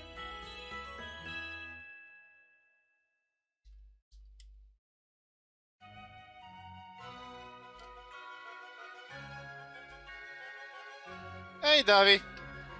Welcome to the stream. I'd say I'm doing very well. Having a lot of fun playing Pokemon Vortex. There's some very generous people earlier, especially Obito Green with subs, Purple as well with that and the sub. I am indeed looking for something. I want to complete the entire Pokédex of this game. But right now in this stream, the main goal is to get as many Alolan forms as possible. So in this game, I can find Alolan Diglett. And there's a bunch of variants, and I still need 2 Mystic ones. One that can stay in Mystic Diglett Alolan, and the other one that can become a Ductria. There is a new event. Yes, Hoopa event. I made a YouTube video about that yesterday. Event started today. On 4 different routes for 8 days, you can find standard Hoopa. Hoopa Unbound, I think, was already a premium Pokemon or like a donation Pokemon, something like that. Or you could get it in like the Vortex shop, like the one that you need real money for. But now standard Hoopa. I'm not exactly sure what the like bound Hoopa, I guess the name might be. I'm not exactly sure on the official name for that form, but that's now available as a standard legendary encounter on 4 different routes. Mystic Digger Alolan, let's go. We want that.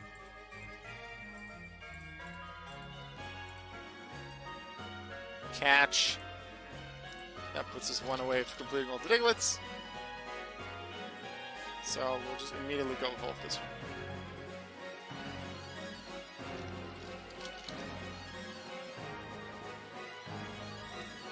It was Mystic, right? Just to make sure I don't do the metallic one again. Yeah. Mystic. This one.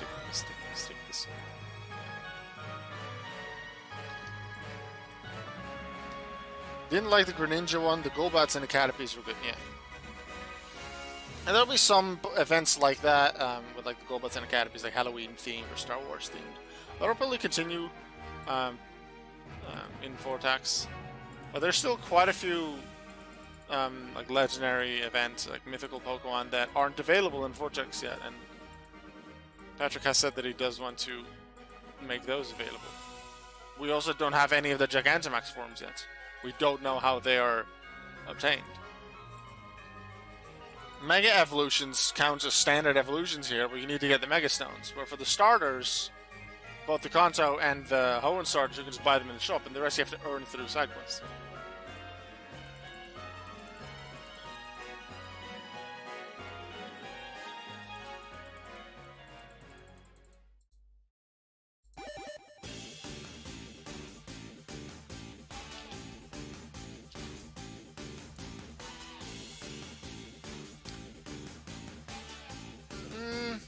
I guess. Yeah, I like Mega Evolution, and then like it reverts. So does Dynamax. I can see why it's too big. The Dyna. I'm not a big fan of Dynamax as a feature either. So even though something like a Z move I felt like worked well, Mega Evolution was pretty cool.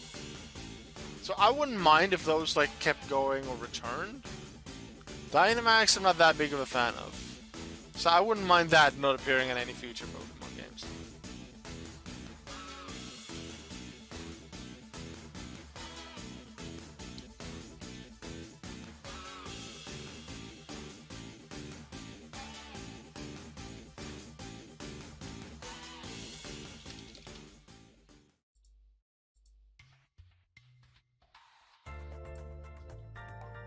Now we should only need one more Mystical Alolan Diglett.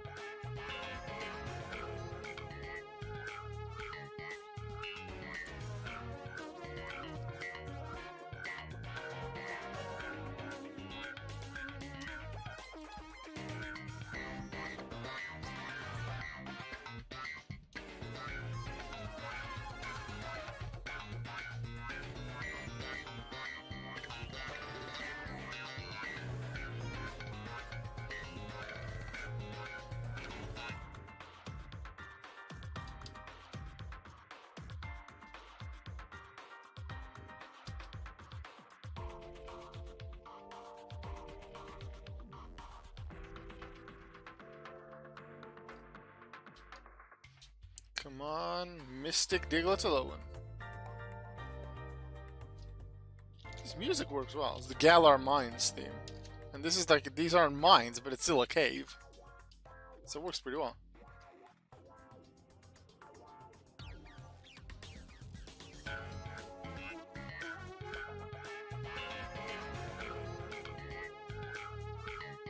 I actually want to save this thing too.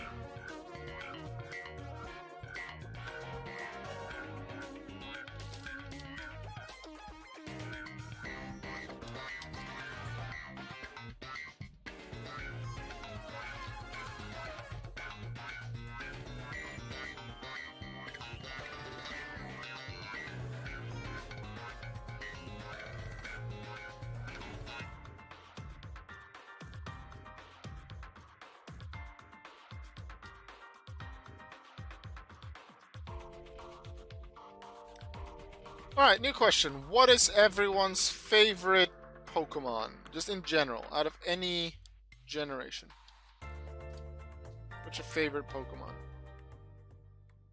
I'm pretty sure people know what my Pokemon... Actually, besides that question, what is my favorite Pokemon? Does anyone know?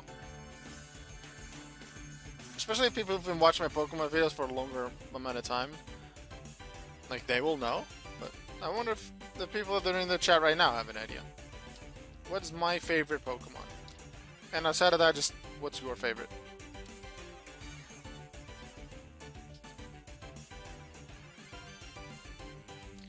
I'm that weird guy that really likes Voltorb the most. That's fine. Voltorb's a cool Pokemon. I remember there's one Pokemon card, I want to say it was from the Rocket set back in Gen 1. I really like that art for Voltorb.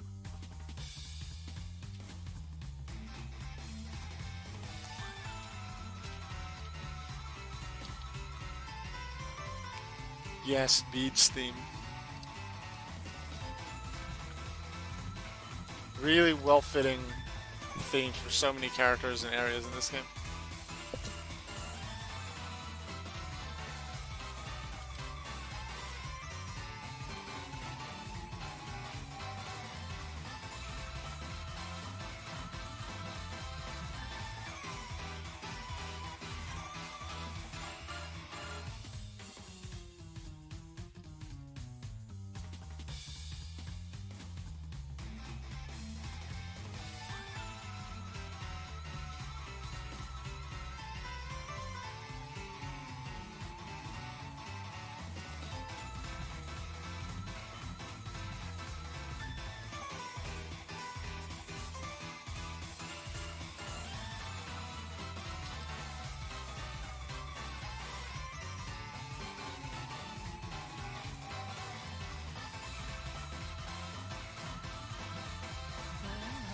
I like Trapinch. It was my first Pokemon card. Alright.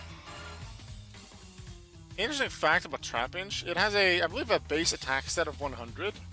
If it evolves, it goes backwards in attack, only to 80 as Vibrava, and then it goes to 100 again as Flygon. So its first form, Trapinch, has more attack than the middle form, and equal attack to the final one.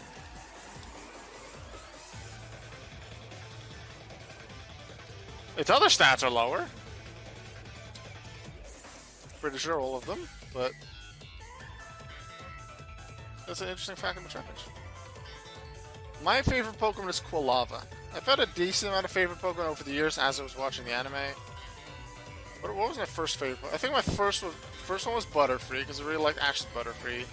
And then it became Flareon. I think that's a little bit where it started my love for fire types. Then I saw the Johto episode with Blossom. It was like the Pokemon of the day. I love that. Blossom became my favorite. Then Mudkip was my favorite for a little while. And then I settled on Quilava. When Zeraora was announced, I knew that that was like... I felt like it was really cool. It said that Pokemon is really hard to obtain and to play with. But if it would be a lot easier, I would maybe have more memories with it. And therefore, like, it's definitely high on my favorites list, Zeraora. I think its design is super cool. And its signature move is as well. But Quilava is my favorite Pokemon.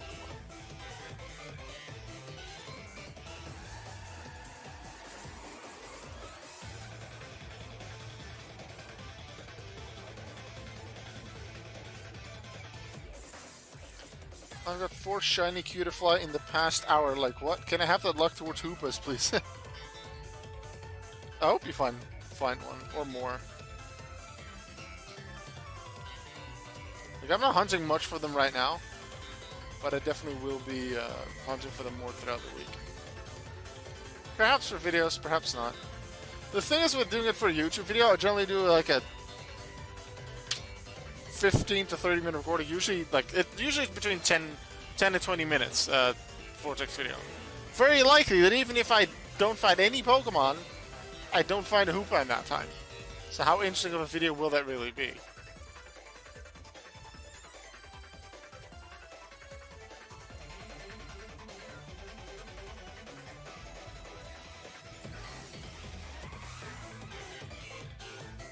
Let's go. I'm pretty sure that's the completion of the Diglets.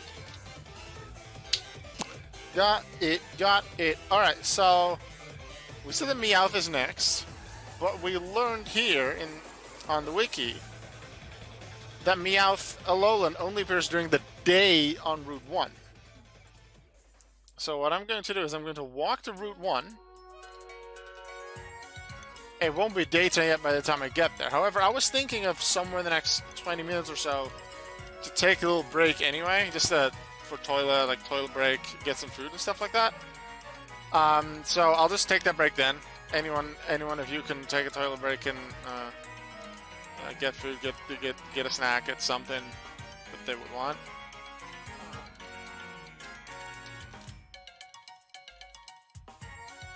And then I'll be back in a few minutes. Now, on YouTube, you won't really notice much about it, because I have the magic of editing. But here on Twitch, I'll just put it on the Be Right Back screen. Music will keep playing, and I'll take like 5 to 10 minutes, and then I'll be back. I'll keep playing. Probably during that time, I will keep myself muted, and probably my camera will stay... well, you won't be able to see my camera during that time either. But I will be chatting in the chat, typing in it.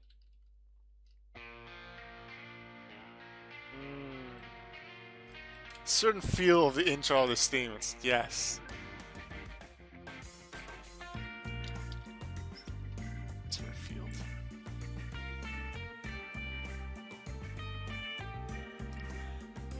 To think that it's only this far into the OST we get the first Gym City theme. Actually, no, we've had Modestone. The first one where the first gym is. This intro to this theme, man. Yes.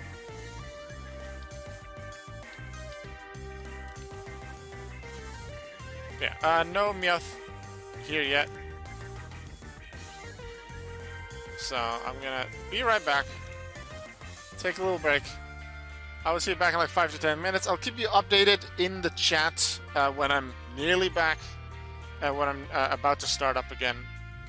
And when I am back, I will keep myself muted. Camera will stay going, but you will see gameplay. I will be chatting in the chat with you, so don't worry about that. And then once I finish my food and stuff like that, you'll be seeing me back with commentary and with the webcam as well.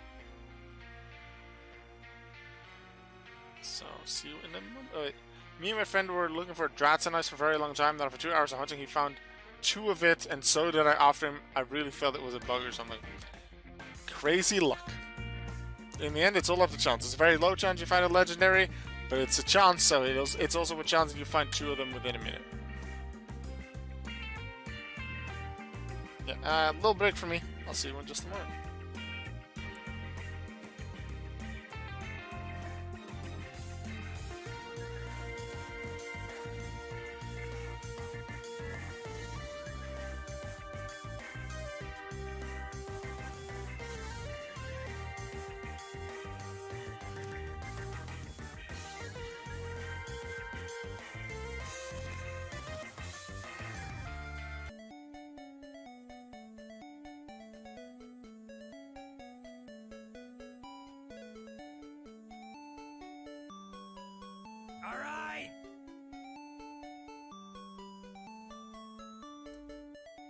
Alrighty, I am back. Switch back over to Pokemon Vortex. Webcam will stay off and I'll keep myself muted while I'm eating. The gameplay will happen.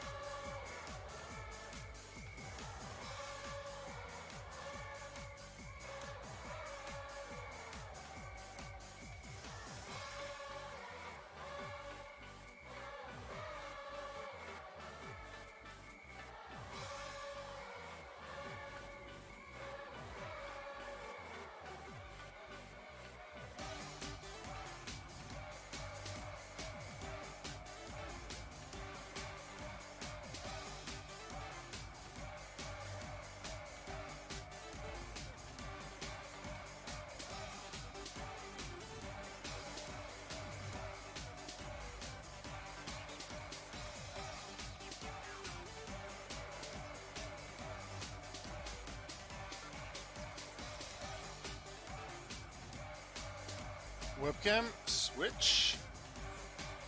On. Commentary webcam are back.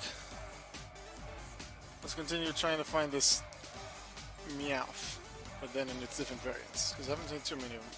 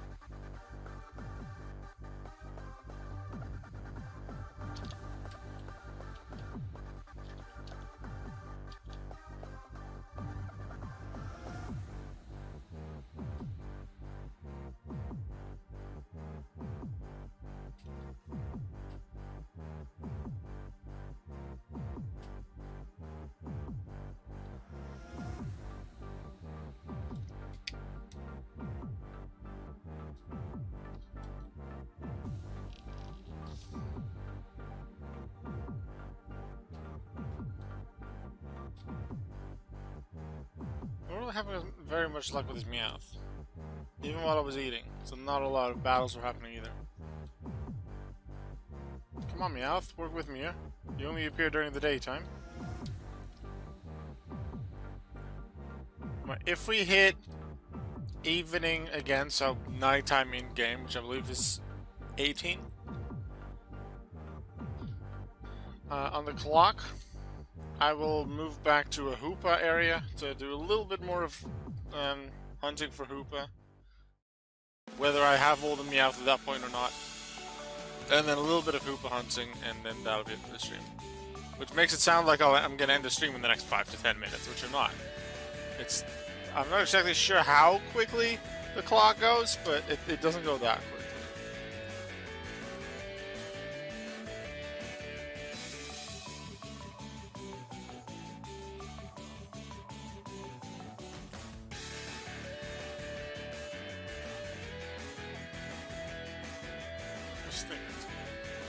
Where's that? Not this paper. Just looking at a Nuzlocke that I wrote down.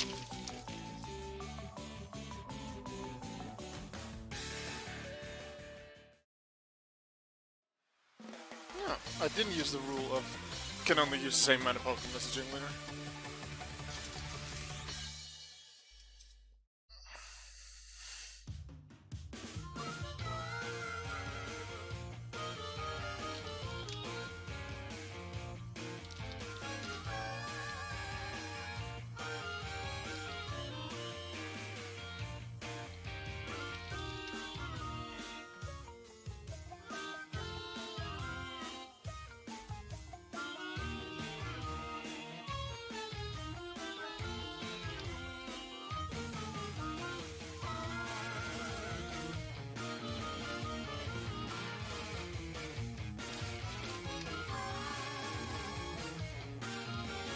Great town themes. Really give you a certain like themed feel about it. It's awesome.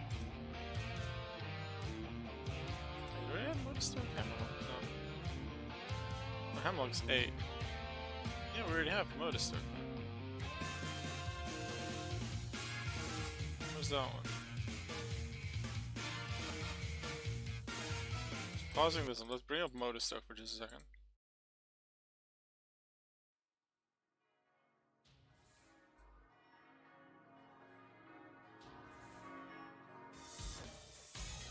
Oh, that was this one.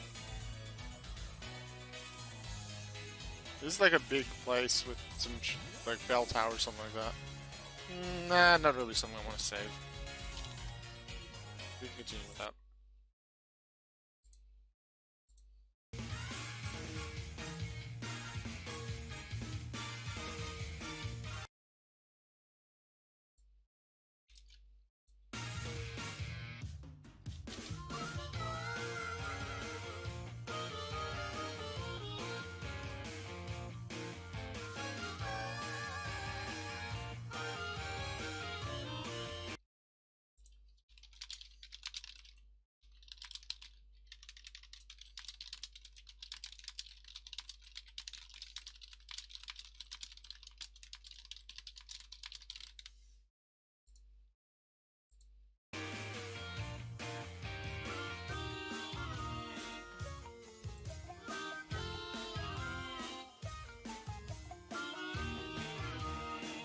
Come on, Meowth. Where you at, Meowth?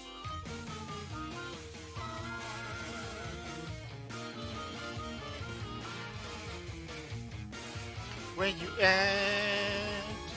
I want to complete my Pokédex. And that includes you in your shiny shadow and your mystic variants. And I want to catch 2 of them because I need to evolve you into Persian, which is annoying because it's a happiness evolution. And that takes a while. Dark Scatterbug. Don't have to get. So I'm gonna check, actually, this is the early Kalos Pokédex to see how many of the other bugs or evolutions I don't have yet. Early Kalos Pokédex. Scatterbug. Alright, now I have all the Scatterbugs and Spupas. Also, if you're interested, I believe I have Vivian Garden. No, Vivian Jungle as my Vivian. I could check. Spoop, because if you didn't know, Vivian has loads of different forms, I think 25 in total.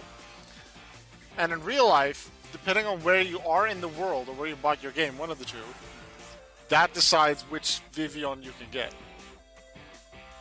So an Australian Pokemon player will get a different one than a German Pokemon player, and a Brazilian Pokemon player, and a Canadian Pokemon player. They all get different forms.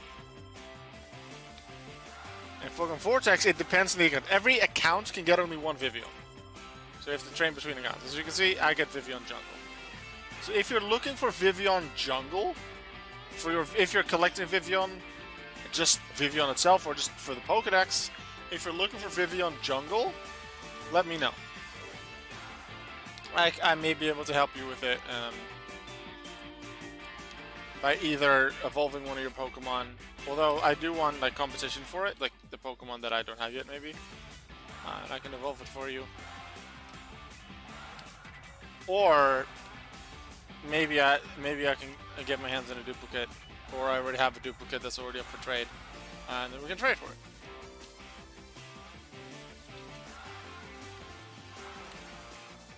And maybe in a similar way, you can help me towards a bunch of other Vivian forms, because as you can see, there's still a lot of Vivians that I don't have. I have the complete jungle one, because that's mine. Fancy and Pokeball are event ones, that's the way it's in the Cherish Ball, but let's say Polar, I'm still missing a Shiny and a Shadow. Meadow, I'm still missing all except the normal. I have all the standard ones, I was able to gather those, and I've a decent amount of some of the other ones, but Marine, Meadow, Garden, Elegant, and more. I only have the normal ones, and others like Continental, like Archipelago, like River, I only have some of.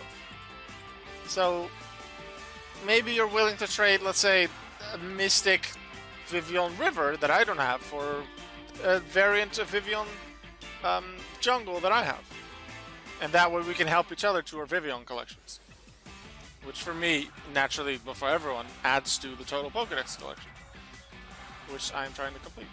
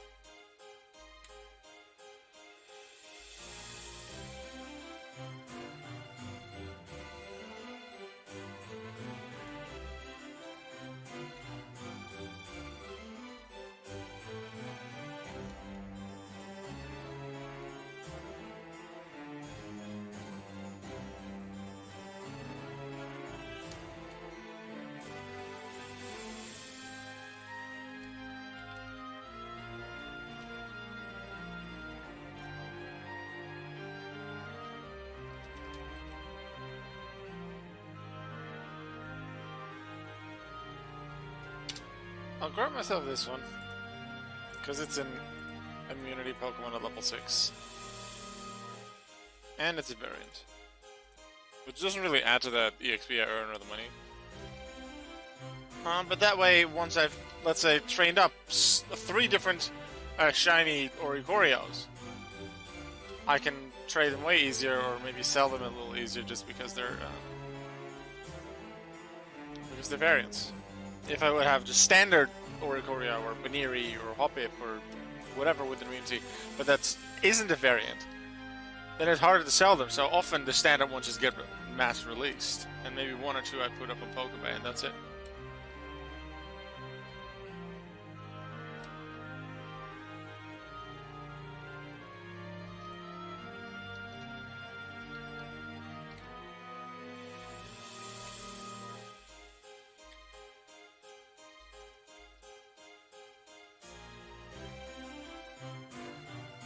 Actually, I'm gonna check Seedot and its evolutions. Do I have all of those? Because I've seen a Nuzleaf before. I do, I have all of them. I don't have all Lotad, I still need Missing a Shadow Lotad. That's something I could do in the future as well, because I'm doing the Alolan forms now, there will be Galarian forms later when I'm in Galar, and I can focus on a specific kind of Pokemon. But I could also, what I've done in the past, and I think maybe in a stream, but definitely in videos before, where I just went to a certain part in the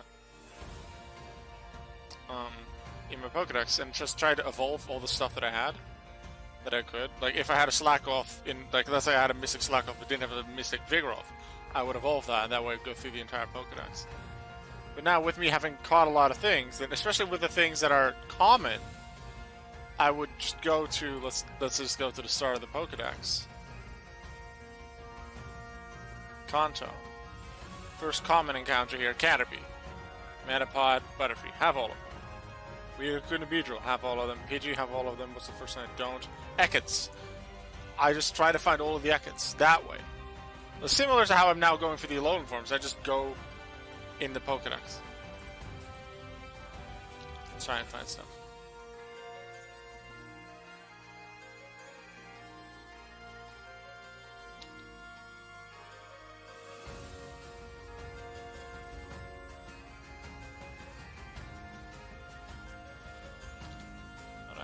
Save this piece of music. If you're wondering why I'm saying I have to save this piece of music or I want to save this piece of music, like, what do you mean? You could just listen to it anytime on something like YouTube or something like that. Yes, however, I am working on a Yu-Gi-Oh series called Yu-Gi-Oh Fantasy League, which will be an episodic series, so in episodes, where I am writing anime-style duels with many different types of decks. Some might use just a lot of older and normal monsters, some might use huge combo decks, some might use type-themed decks like Pyro, or Dragon, or Plant, and others might focus on a summoning mechanic, such as Synchro Summons. And others have a different kind of theme, like everything, there's a bunch of characters with swords, whether they're warriors or not. There's a bunch of themes that there can be, even continuous spells can be a theme. And different people, different characters, different personalities, and then they use different decks and they duel against each other. At base, every episode you'll see two characters. They meet each other, or they already know each other. They find a reason to duel. They have a duel, and then they talk a bit more. I'm using RPG Maker MV to bring the characters in terms of their face and their body to life. Also, the areas that they walk through. I will be using voice acting for myself and some others that I know. To add to like the liveliness of the series. I think that will add a lot to the series. And then the duels itself, I will record on Dueling Book, which is a Yu-Gi-Oh simulator where all the cards are available. I'll be mostly using real cards that already exist. Occasionally I'll throw in a custom card that I've created myself, but I will always create a card. My philosophy in custom cards, because there's some super broken ones, my philosophy is to create cards that could exist in the main game, that aren't super overpowered.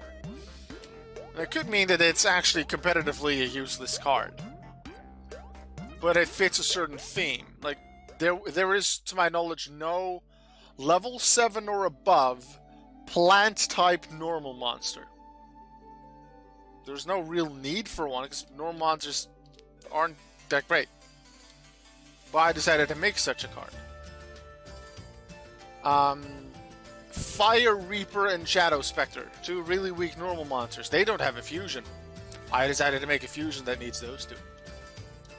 It could be very situational cards like that, but if something that fits the theming that I might still use in a deck at some point. But at other points, I might create a level 3 dragon tuner with a pretty good effect that supports other tuner monsters on the field and can negate opposing monsters' effects. And now going back to the music, there will be background music from Yu-Gi-Oh, but also from non-Yu-Gi-Oh. From it can be from Pokemon, it can be from Mario, it can be from so many different games and anime. That's usually, they're not occasionally like anime soundtracks, although that'll be more just Pokemon and Yu-Gi-Oh. But also for so many different video games, I try to get it. Like I have a tune from Earthworm Jim saved in a big playlist, so that when I make the episodes and I've decided on the characters and the area that they're in, I try to find fitting music. Occasionally I might start with, okay, I really want to use this specific piece of music, and then I build the episode and the characters around it. But often I'd have the plot and the characters already thought out, and then I try to find in the big playlist that I've made, I have a bunch of different types of music, a bunch of different styles. I find the music that's fitting. And I did say it is an episodic series, so in episodes. But it's not like the standard anime where you'd follow one main character, maybe a group of a few main characters, and they go through an entire adventure. At least early on in the series, it'll just be every episode 2 new characters. Maybe there's some other supporting characters in the episodes too, but 2 that have a duel. The ones for episode 1 do not appear in episode 2 through 4. I can already tell you that. Well, most likely anyway. Later on, the idea is that some characters will return, and they have a bit of like a storyline together, a little bit of like a WWE-like storyline, a little bit of an idea like that. But it's not like standard anime, where you have to go through a bunch of character developments and there's plot that you have to meet a goal way at the end. The series will not be like that.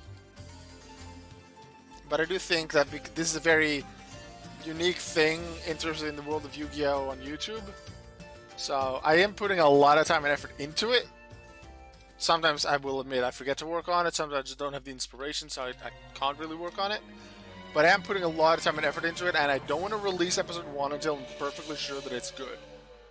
And then hopefully it's received well, and then I'll be making more episodes, because I have a lot of ideas of what I want to do with the series, with storylines, with decks I want to use.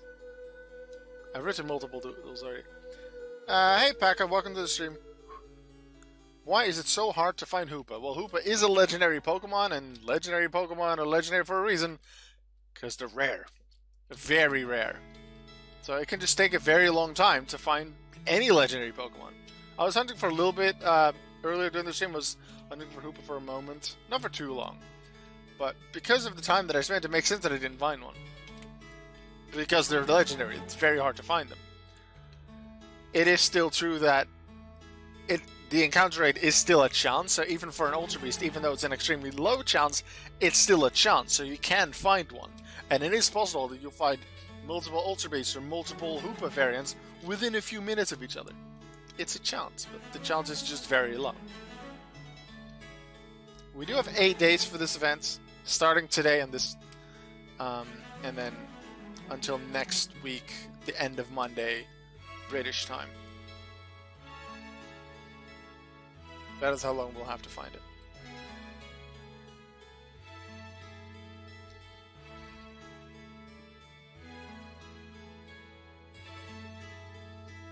A lot of these town and city themes, a good amount of them anyway in Sword and Shield, and some area themes and route themes as well, they just give you such specific kind of a feel, and that's really good about music.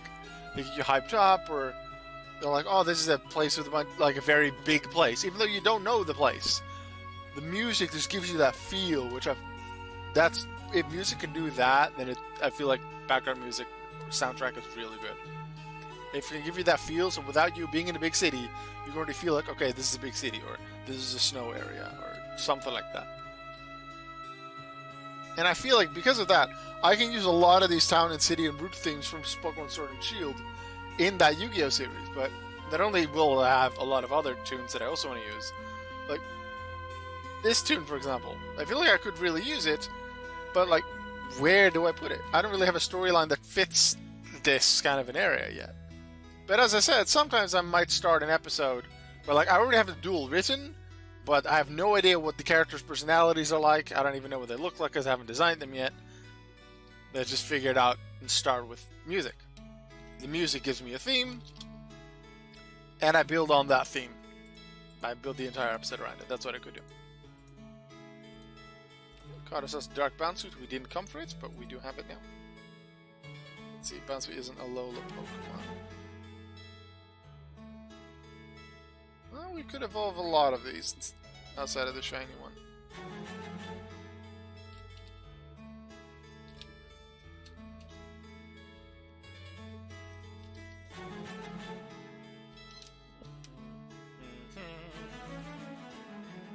You know what, the Meowth really isn't helping me today?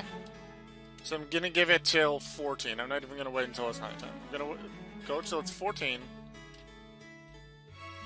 on the in-game clock, and then I'm moving to a Hoopa area. I moved to Route 7 because that's the only Hoopa area that I haven't been to yet. I don't think there's too much grass in there, so there'll be a lot of people in the same area. Then again, that's the one that's farthest away from all the other Hoopa areas and farthest away from the center, so I feel like that's also the place where there'll be the least amount of people, potentially. We'll see. We'll see when we get there, and then do a little bit more Hoopa hunting. Hopefully find one. It would be cool to actually find one.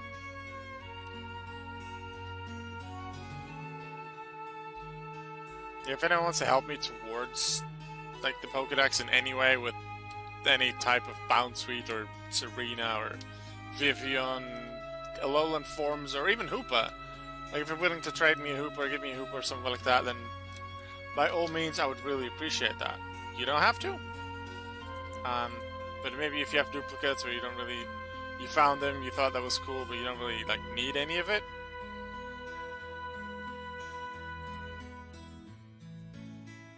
Then I'd be willing to take it. I would really appreciate that. It helps me towards my goal of completing the Pokédex.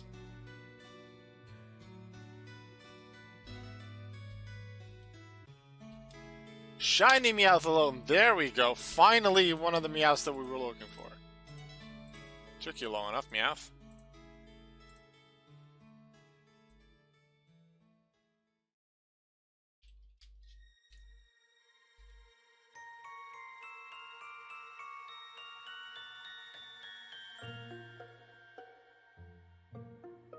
Ooh, this is the forest after Gym 4, towards Gym 5, right?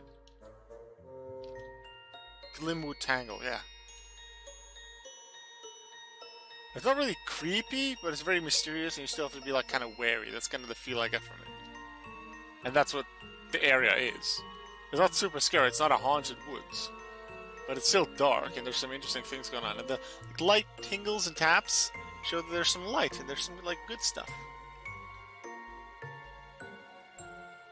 Like, it's still a bit scary, but like it's also friendly. So that's what like Impidimp and Morgram are. They're pranksters, but they're friendly pranksters. That's the feel that I get from this. 4 hours to find one, mate. No, that's... My job is done. I want to see you catching one. What do you mean 4 hours to find one? I don't understand what you mean with that. Could you explain, please?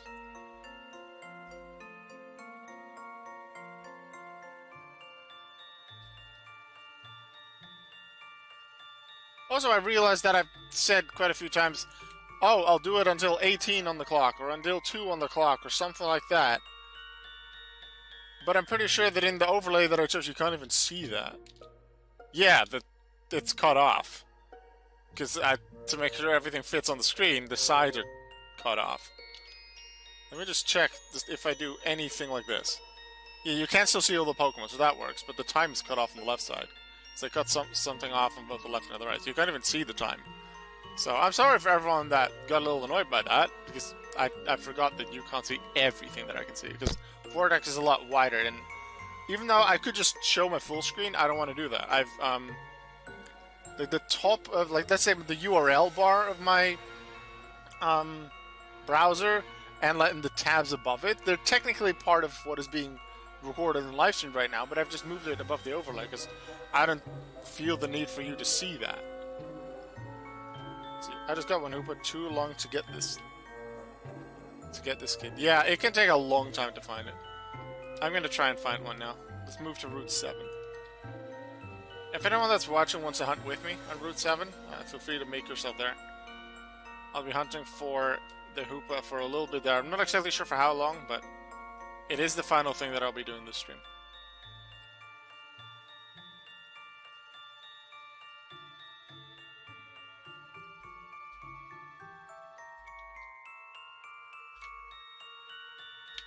I just realized something. Besides the fact that I just want to save this tune. What's the forest called in Paper Mario? You go to in Chapter 3.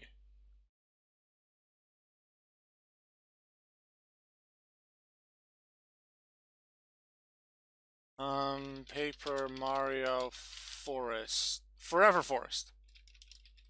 I think that's it. Forever Forest. What does that one sound like? This is, I think, a bit of a creepier version of this. Yeah, this is the one.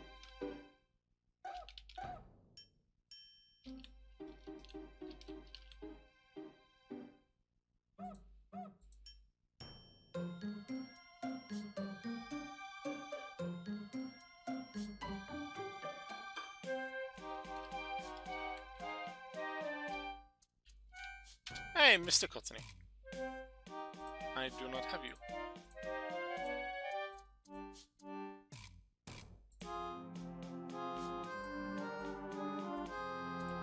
And that's one more Pokemon for my Pokédex. Hooray!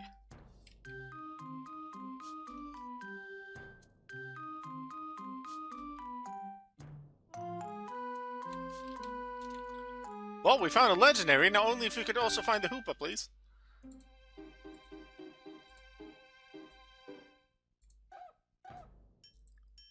If any of you would like to have a legendary that I found during the stream, even if it wasn't the intended, Hoopa, not yet anyway.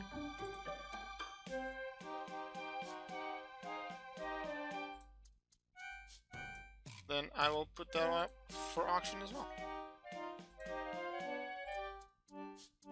Just like with a lot of the Alolan forms.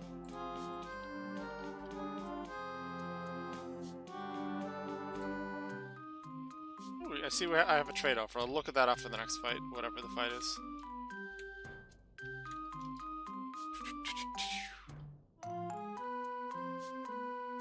I was just surprised Route 5 doesn't have encounters. I know some areas just don't have it, but it's a route.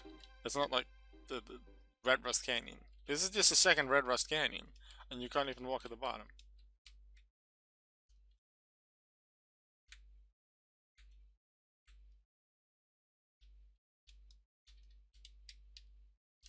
Alright, let's change the music back up to Pokemon.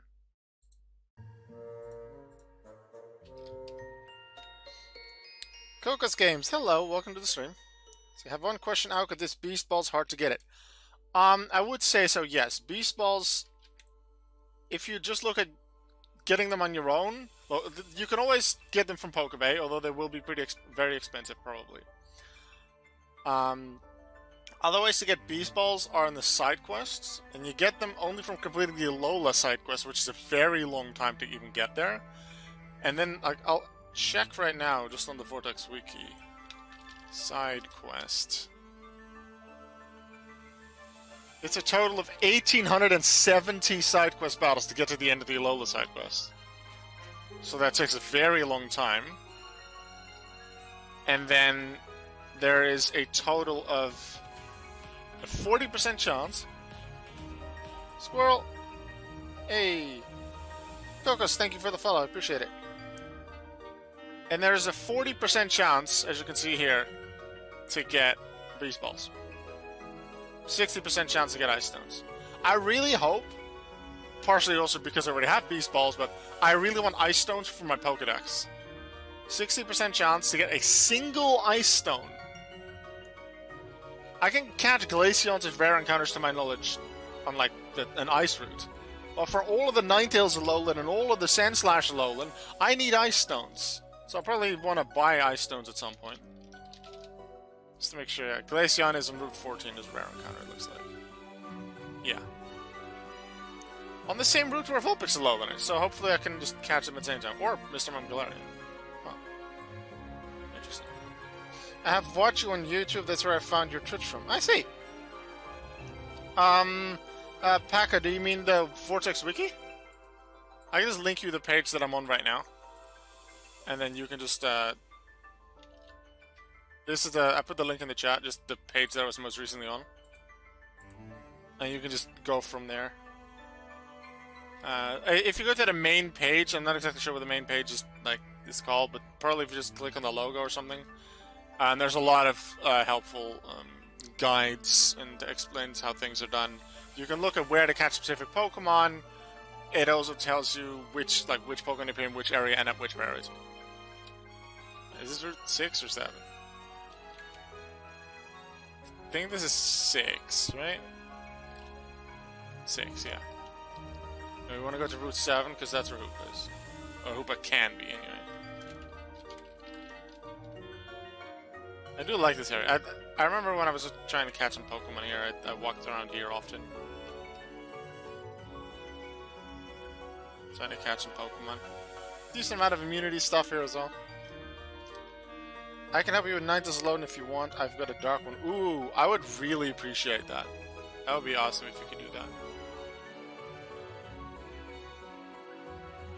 Ah, yeah. You can walk around here, but there's not a lot of grass in a row here.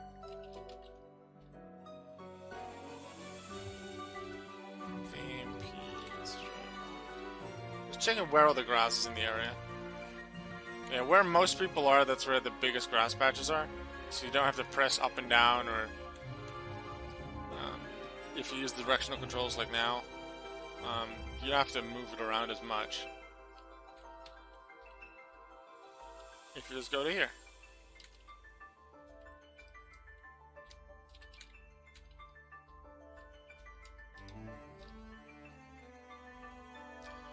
And Kokos, you said, I've watched you on YouTube, that's where I found your Twitch from. That's cool, yeah.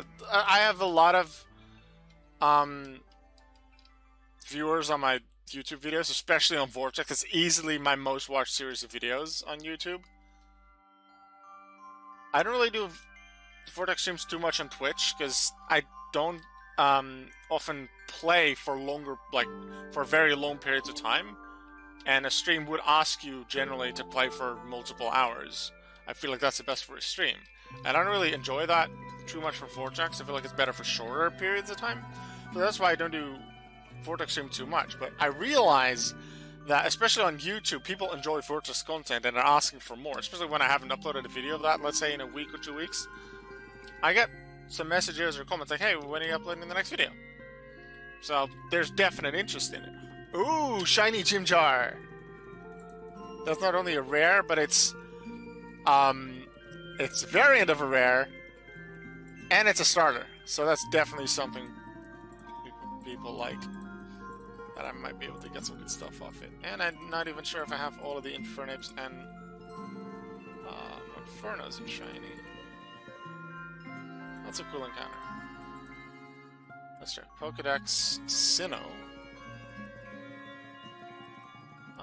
Shiny. I already have shiny Infernape, Monferno, and Chimchar. Let's check how many of the shiny Chimchar I have then. 2. I have a level 6 and a level 43. So if someone wants a shiny Chimchar, I put one up for trade. Speaking of trades, Metallic Hatterene. I do not have any Hatterene. So thank you very much. I appreciate that. Got myself a Metallic Hatterene for the Pokédex. I'm not the best at this game, but I've gotten a bit better from your videos. That's good. I try to not only provide a bit of entertainment, but I feel out of my character, I like to teach people, and I like to help people with a bunch of different things, whether it's school stuff or not. And because of that being in my nature, I'm a teacher. I'm a primary school teacher because of that too. So I try to always have some kind of informative thing somewhere in the videos. And even if I've explained it once or twice before, maybe in a few months' time there'll be a lot more new people watching my videos that don't know a certain thing yet. And I remember doing a playthrough series of this game, 35 episodes or so that I did. And yeah, I try to teach a lot. So I'm happy that you'll learn from it. That is partially my goal with these videos as well, to teach you. even in the walkthrough videos that I've done, that are currently on break, but that will be back. I've completed Pokemon Blue. I'm on Pokemon Gold right now, but as I said, that's on break for a moment until I find a bit more enjoyment back for that. But on stream, on Twitch, the Pokemon Blue Nuzlocke, because every time I've finished the full game for a walkthrough, I'll be doing a standard Nuzlocke of that game, with some added rules. But with standard Nuzlocke, I mean I'm not randomizing the Pokemon. I'm just using the base game for the Nuzlocke. So once I've completed Gold, I'll do a Nuzlocke for Gold as well. But right now, considering I've completed Blue, I'm doing a Blue Nuzlocke, and I'm not doing that as an episodic series like the walkthrough is. I am doing it on. I'm doing it fully on stream. Everything they're doing that Nuzlocke is on stream, and then I'll edit it into like a 30 to 40 minute sort of a highlights reel with some narration over it to give you some good storytelling. So if you know, maybe Jaden Animations, she's done 2 Nuzlocke videos. There's some others that have done videos similar to it. Like, I don't have the artistic skills that Jaden has, so I don't expect to do anything like that. But the way she does her storytelling, I think she does that really well, and I want to bring that to the Blue Nuzlocke video. And every time I stream it, which happens on Twitch, if you want to follow me on Twitch if you're interested in watching more of that. But while I'm doing that Nuzlocke, I sometimes will make notes. Like, ooh, this is a highlight, or this was really scary, or this is where a Pokemon died. This is where an important event happened. This is what I want to put in the highlight. Everything that I'm considering while I'm playing, like, hey, this might be good for the highlight video, I write down so that I know where to look in which stream VOD. Or not really stream VOD, just I have all the stream recordings saved to my computer. And I know which recording to look in, which episode, and so which stream I did. So I can put those things together. That's my idea for those Blue Nuzlocks. Have you found any Hoopas yet? No, I have not. I also haven't looked for Hoopas very much, like a little bit for like 10 minutes yesterday, but considering it's a legendary, it's likely that I don't find one in 10 minutes. And then earlier in the stream, I think I looked for it for like 15 minutes, didn't find one. Did find one or two other Pokemon I think that were good for my Pokédex. But I've mostly searched for Alolan Pokemon, which was my main goal for the stream. But considering the event is going on, I feel like it makes sense to search for Hoopa for a little while longer. So that's what I'm doing now. And after I've decided to stop hunting for Hoopa here, that will be the end of the stream for today. But it's very likely they'll do another Vortex stream in the future. Unlikely that'll be for a Hoopa. For the Hoopa event, because that would require me to do another Vortex stream within a week, and I feel like once every month is about a good time. Like, I'm not saying that I'll never do 2 Vortex streams in a week. The chance exists, the chance is very low. But I might just do it on my own time. Maybe I'll record a standard YouTube video for it as well, but that's something I'll decide in the future. Would you be interested in more Hatterene variants? Yes, absolutely. I don't have any Hatterene. I don't even have a standard Hatterene. Now, probably, no, I don't even have any Hatterene. What? Oh, because what's a smaller version of Hatterene? What's a little one called? What's the smaller version of Hatterene? Hatena. If I do this, yeah. I have a couple of Hatena that I could evolve towards Hatterene. But yes, I would still like to have more Hatterene, because then, let's say this metallic Hatena, I could have evolved to Hatterene completely. But now that I have that Hatterene, I can just evolve the metallic Hatena to just Hatterene. So yeah, if you have more Hatterene for me, then by all means, yes, please. I would appreciate that. I traded the Alolan Ninetales Auka if you want to check your trade later. Alright. We'll do that. That would be appreciated. That's awesome.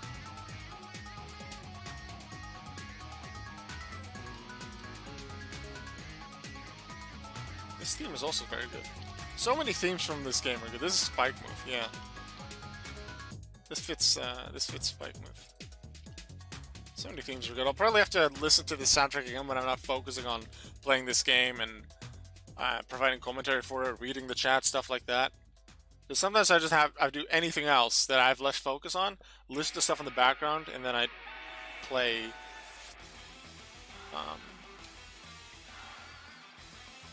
And I play a lot of music stuff in the background or listen to, or sometimes I just really listen specifically for things I might want to use in that Yu-Gi-Oh series that I talked about earlier in the stream.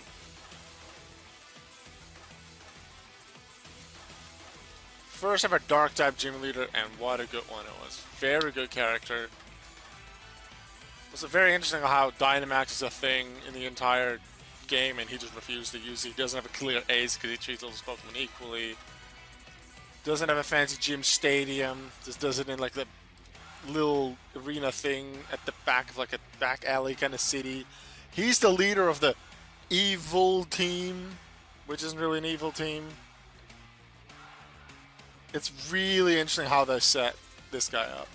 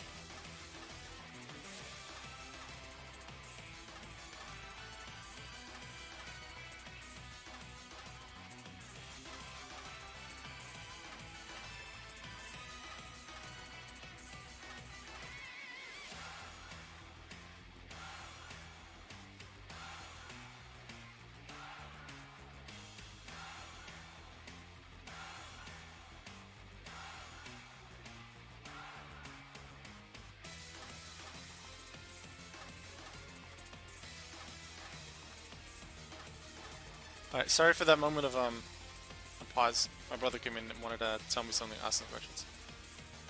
We're back.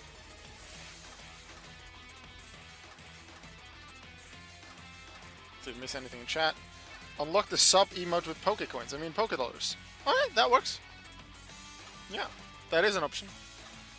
Thing is, I have unlocked quite a few months ago, like back in February or March, I unlocked 2 more slots for emotes. However, I don't feel like I have enough average viewers in my streams, nor the money income through things like subscribers and bits and stuff and donations to warrant wanting to have an artist make more emotes for it. I have some really good ideas, and I found artists, multiple artists that I could commission from to get emotes. And it'll be mostly Pokemon emotes, probably. Maybe like a Yu-Gi-Oh one as well, but a lot of Pokemon ones. I know one like a hype emote with Pachirisu, like Squirrel. That joke. But I don't feel like it's worth the money, worth the investment right now with the not many viewers that I have. So I've chosen to wait with that. But I do have the option to unlock the one sub emote that I have, which I think my friend, I don't remember who it was. It might have been Manny, who took this screenshot from one of my YouTube videos or streams from a couple of years ago and cut it out. And now it's my emote. It's an angry one. I want a happy one. I really want a happy emote.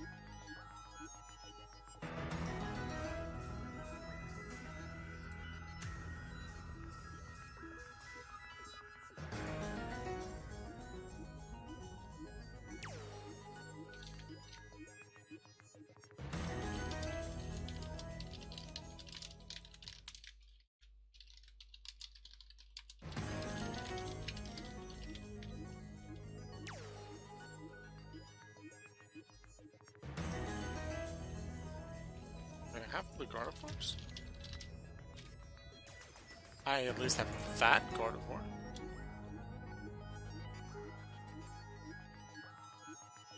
And the Nigels, I don't think I have any of them left. Oh, just standard. So, accept. And I have a Shadow Nigels Loan, thank you very much. Do another trade offer. Yeah, hatchery.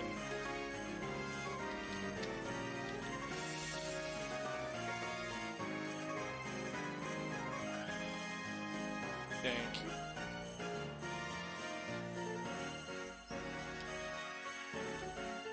Yeah, I don't have too many things you can use my Pokédollars or my channel points for, which is a standard name for it. I call them Pokédollars because they do a lot of Pokemon stuff. I don't really have a lot you can use them for. When I play Marbles, which I always stream Marbles on stream on Friday, and there is a redemption that I unlock then, which I believe you can see if you click on the Pokédollars, because I regularly bring it back. But it's just out of order right now because I'm not streaming it. And then when I do something like a Pokemon Nuzlocke, like the blue Nuzlocke, there's also one for that, where you can choose the Pokemon's nickname. So some of the nicknames in the blue Nuzlocke I have chosen, but some of the ones were chosen by the viewers. So you might get a Gyarados or a Magikarp, and you call it something that fits a Magikarp or a Gyarados. But you could also just say you catch, let's say, like a Ghastly. Let's say I catch a Ghastly, but you call it Cutie Pie. Or you catch I catch a Grimer, and you try to redeem that, and you call it Beauty Guru. Or you catch a, I don't know, when we get to Pokemon Ruby, I might catch a Wingull, and you decide, oh, let's call it Sunglasses. If you redeem that, it's not against TOS, it's called Sunglasses. Stay hydrated. Sounds like a good idea.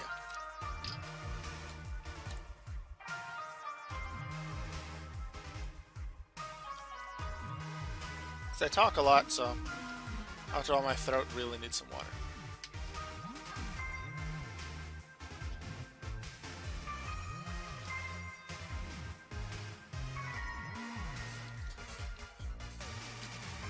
I really want to play Pokemon Sword and Shield right now.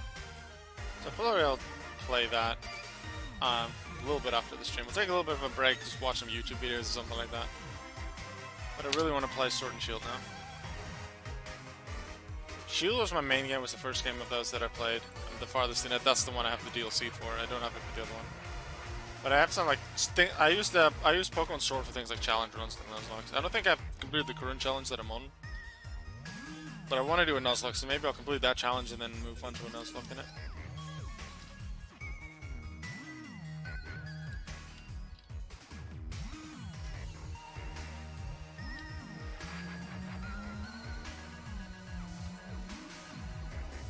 A little longer to try and find the Hoopa, and then that'll be it for the stream. I'm gonna say 7 real-life minutes, so that way you have a decent idea of how long it'll still be. Might still be a bit longer if I come up with something where like suddenly a bunch of people show up in the chat or like a bunch of people subscribe. Then I'll extend. I'm not gonna say by how much, but then I'll likely extend. Because then I'm not gonna stop like, oh yeah, thanks for the subs, bye. That doesn't seem right. Come on, I want a Hoopa. I know there's still the rest of today and then 7 more days after this to get it, but I really want Hoopa. Often I miss out on a lot of event stuff. Because I just don't have the time or luck or whatever you want to call it. And then need to get it via trade or Pokebay later. I do have a lot of money, but I prefer to spend that money on other Pokemon that I just haven't caught yet because I just haven't encountered it. If I completely missed it and forgot about an event like the Ashker Ninja one, yeah, that's just on me. Misremember the days.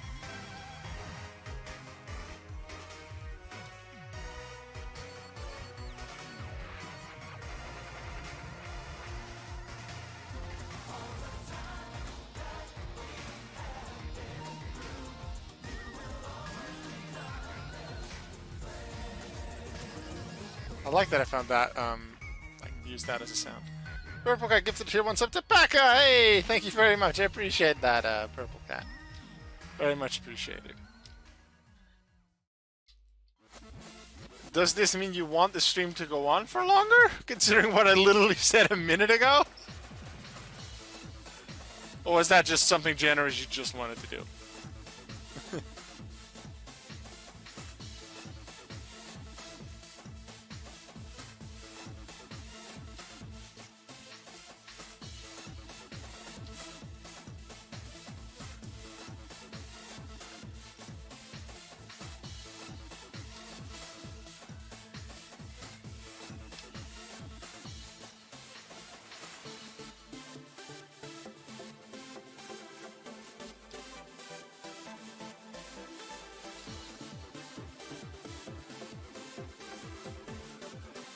Yes, more content. Okay. It's not really a subathon or anything like this, but I did say it, so I guess I'll stream for a bit longer. This does give me a higher chance to find a Hoopa.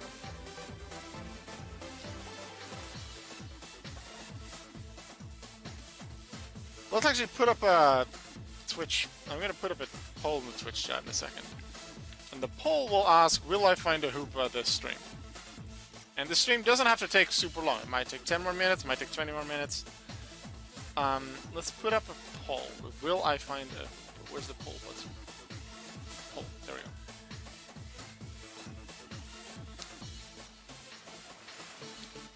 go. Will Alka find a Hoopa this stream? Yes. No.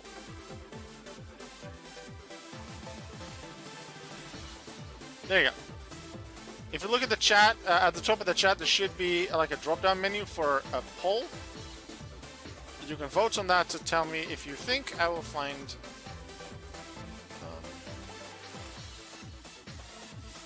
if I will find a Hoopa or not this stream. If I happen to find them within 5 minutes, so before the poll is over in terms of how long you can vote, obviously vote yes, because then you're right.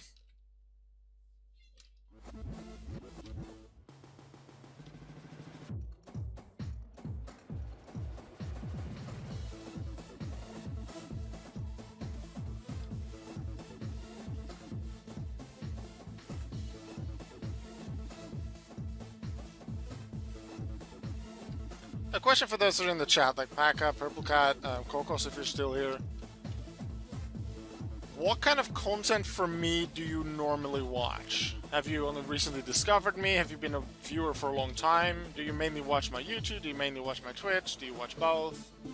Are you only interested in my Pokemon content? Or do you watch other stuff like maybe my Marble streams as well? Or random other games that I play? Or the vlogs maybe that I haven't uploaded in a while, I'll admit, on YouTube, but...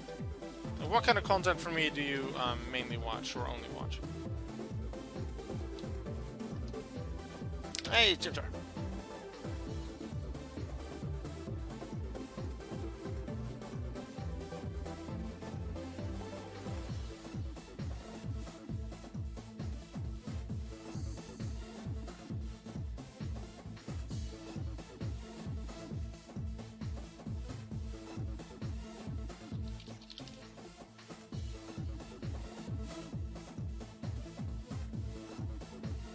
If you want a Chimchar, I put it up on Pokepay for 25,000.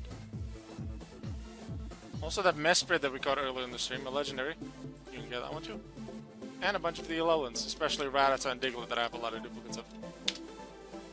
I watch both Twitch and on YouTube and only Pokemon since I love Pokemon. Yeah, I love Pokemon too. Pokemon for life. I love my partner very, very much. I love teaching. I love my family. But also Pokemon for life. I don't expect that to ever change. I'm gonna be that really old guy that's still way more hyped about Pokemon and that's gonna correct like the 5 to 10 year olds that are like, oh, this Pokemon's cool and it can do this and it's this strong, this is what the Pokemon card means. Oh, this one says 100, your only says 80, my Pokemon is stronger. But then I'm like, well, if you think about type matchups, and I'd be like, I'd be the guy like that, but I'd be super knowledgeable. I feel like I know a lot about Pokemon, but it's also very fun. I love the Pokemon. Alright, someone voted for yes, I will find a Hoopa. I will vote on my poll as well. I will say no, I don't. Like, I'll still try to get one. I'd love to get one, but the chance is very low, and I don't expect to get one. I used to watch your videos on YouTube. I don't play too much Pokémon Vortex, but I really like your content.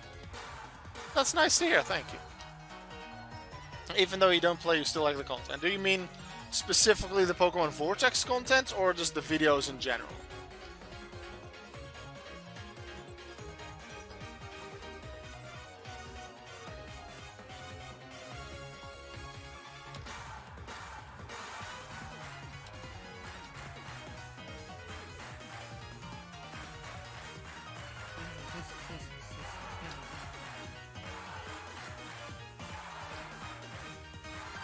We're getting towards the end of the soundtrack, or at least of the standard game.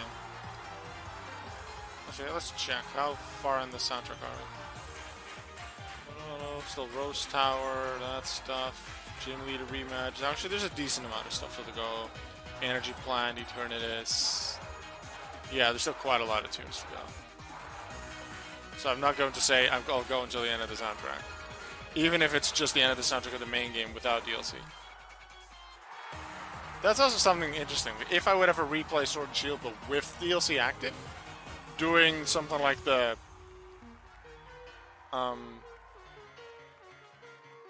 dojo stuff, like the Crown Tundra and the Isle of Armor, to do that early, because I only did it after I already completed the game. I did it on Pokemon Shield, which is my main version, and I don't have the DLC on Pokemon Sword. I would like to really do that, because especially on the Isle of Armor, I mentioned this earlier in the stream, not sure if all of you were there at the time, but I'm thinking of doing like a Nuzlocke or any other challenge ones, but I want my Pokemon to be able to Gigantamax when like they are Gigantamaxable, like they have a Gigantamax form, like Kingler, like Butterfree, like Orbeetle, whichever Pokemon I have. Because I just really like the Gigantamax forms, even if their special move is maybe slightly less useful than the standard type move or standard Dynamax of that Pokemon. I just really like their Gigantamax forms, so I want to have them and use them. And you can get that Max Soup in the Isle of Armor after you've done the first 2 missions.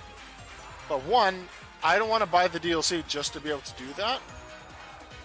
And second, I believe you get like a EXP charm the moment you enter the dojo, which is before the first mission. You can only get the Max Soup after the second mission. But the moment you enter the dojo, I believe you get the EXP charm, which increases your EXP gain on anything, at least from battles, wild battles, training battles, stuff like that, by 1.5 times. I don't want to change the amount of EXP that I get. So I want to be able to turn that off. But no, you can't turn that off, so I don't want it. I don't want that item. Which is another reason why I don't even want to enter the dojo. Therefore, I can't get to Max Soup. Another thing I don't like about Sword and Shield is that they have the EXP share from the last 2 games, which by itself is fine, especially for people that just casually play or want it to be an easy experience. To have the EXP share on, fine. But for some reason, they removed the ability to turn it off. It's just a standard thing now. So if you, let's say, have a group of Pokemon that are around level 35, but you catch a new Pokemon that's level 20, and you want to add that to your team to train with it, normally you just maybe EXP share it a bit, like the old EXP share, but otherwise you just use that Pokemon a lot, get it closer to your level. But now, because every one of your Pokemon gets the levels anyway, by the time that thing hits level 35, the other ones will be well over 40. So then, to get it to the exact same level, you would have to remove some of the Pokemon from your party to make sure they don't get the EXP. Which also makes Nuzlocke harder.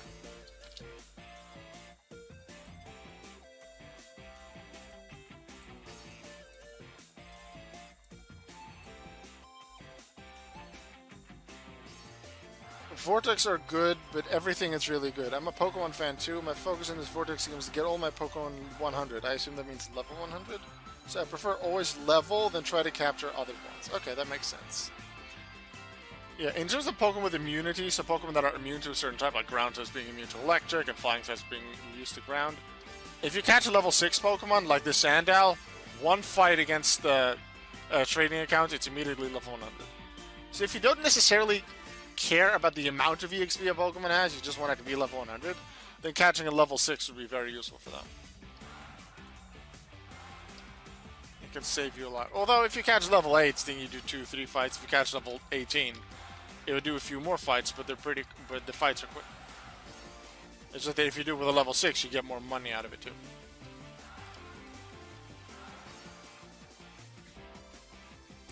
Ba-da-ba-da-da.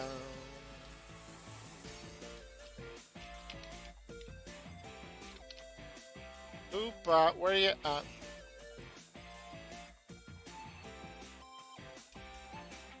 I was gonna check just to be sure that Hoopa really is in this area.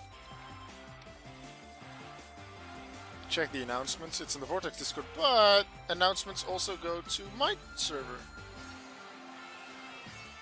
Route 7, 12, 22, 23, yeah. This is Route 7.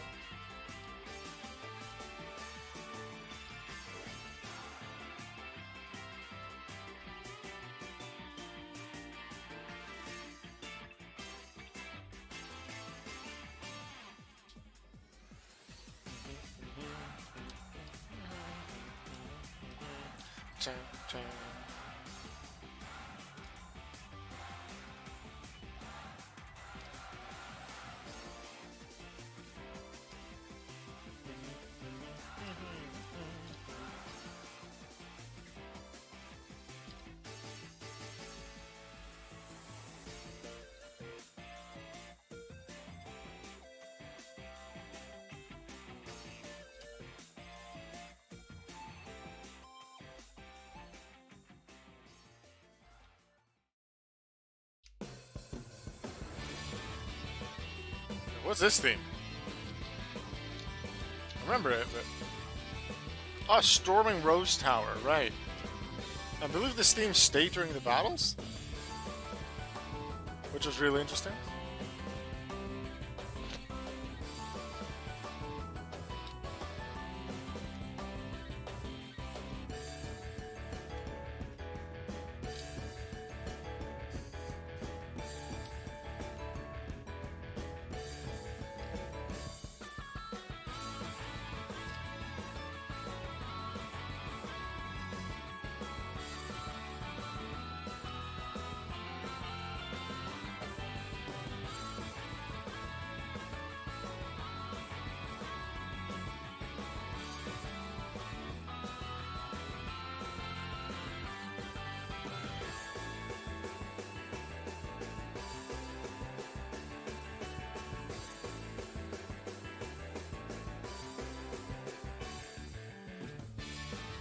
I almost feel bad I'm constantly whipping Brock's booty in the Indigo Gym if it's a level fast level on the water Pokemon. If you want to level just water Pokemon, like you could fight Brock, but it's not a lot of EXP, and the higher level you are, the lower it will get the amount of EXP that you earn. So it'll take a very long time to get them to level 100. A recommendation I have is to, when the Pokemon has immunity, like a Steel type, like Q-Font, fight against a training account. In other ways, I did this, I'm not sure if you were there earlier in the stream when I was training, was it the Morlul? Which technically has an immunity because it's a fairy type, but it is very good. But anyway, let's say I'm trading what doesn't have an immunity? Joltik, a bug and electric card. I want to train Joltik up to a higher level, to either level 100 or just to the level that involves Galvantula. I take Joltik first in the party, and then add anything with an immunity. In my case, I add my shiny Fearow. Fight against the training account that shiny Fearow works good against. Joltik will be taken out really quickly, but then Fearow takes them all out, so you face 6 level 100s. So that might actually work out better. And then once they're high level, what might work is fight a training account for your type. Now, you don't have an immunity, so type water will still be able to damage you, but you will be able to damage them as well. Do you have a tip to level your Pokemon to level 100 on Vortex? Oh, yeah, I literally just answered your question, sort of. Every type has a trading account. However, easily the most effective ones are the immunity ones. Now, I believe every type except Dark and Normal, you just put type and then the type that you want to train on, and then that's a good training account. I personally have some other ones. I'm training Veltor for flying, training Groudon for ground, training Darkrai for dark, and I have a few more. And then for dark, this type dark is a different account than the training account.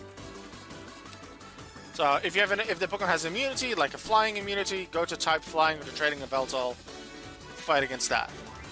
The lower the level of your Pokemon, the longer the fight will take, but easily the more money you'll earn, and if it's a level 6 Pokemon, it'll go straight to level 100. And as I mentioned a moment ago, if you're trading something that doesn't have any immunities, let's say Goldeen, a pure water type, use it alongside something that does have immunity, like the shiny Fearow. Put Goldeen first in the party, Fearow next. Goldeen gets taken out, Fearow just does the entire fighting. It'll take a couple more fights, but it does gain you pretty consistent levels. That's my...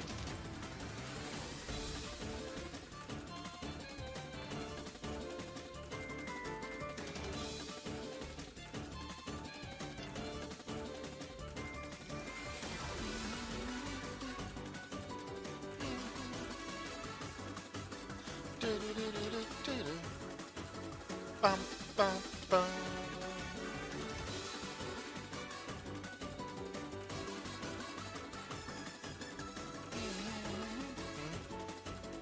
Bum, bum, bum.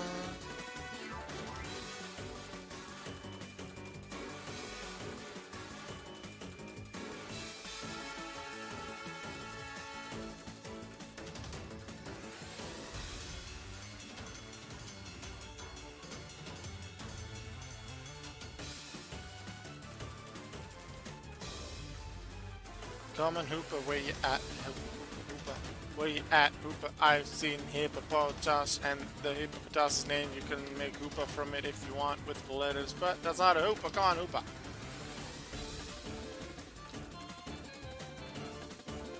Want to find Hoopa? Ooh, dark Burmese sand. I don't have a dark Burmese sand. I will take that. More for my Pokédex.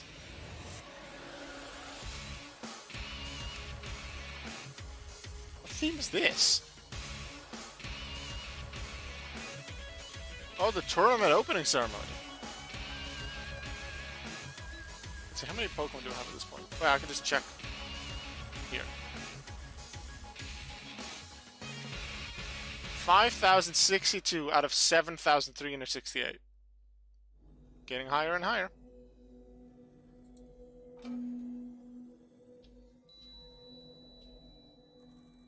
What's this then?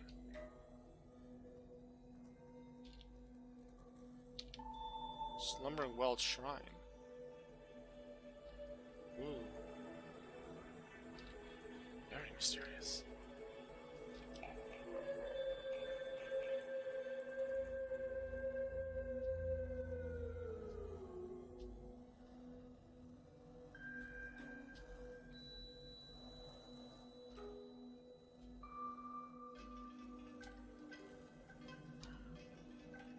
I have a few Vortex tutorials on YouTube right now. One is for legendary Pokemon and how they work, although that's the one that's most outdated due to a new system change, so I might redo that one at some point.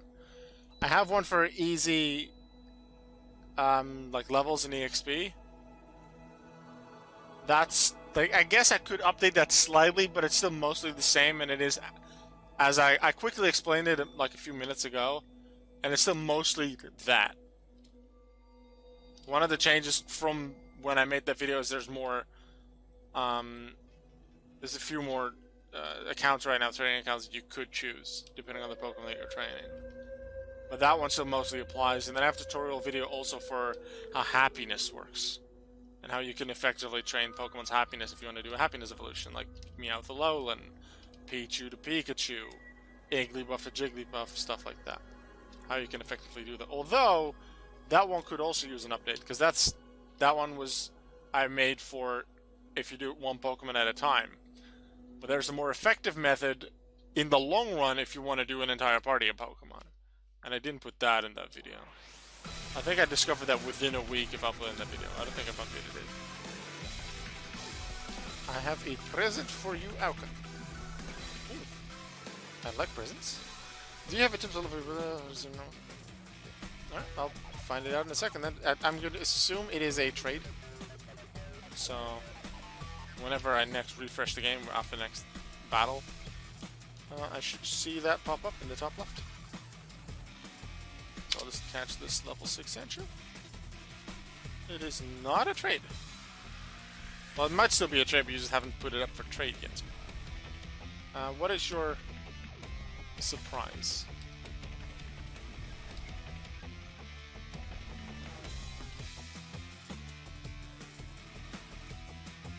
Trying to find it. Well, let's see actually what the results of the poll are, because I totally forgot about the poll that I put up. Manage poll. We have an equal amount of votes for both yes and no. And remember, I voted for no.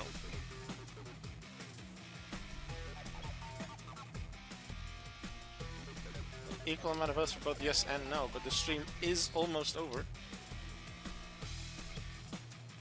So Hoopa will have to show up very soon, very quickly. And otherwise I'll have to look for it in the future, in the next week.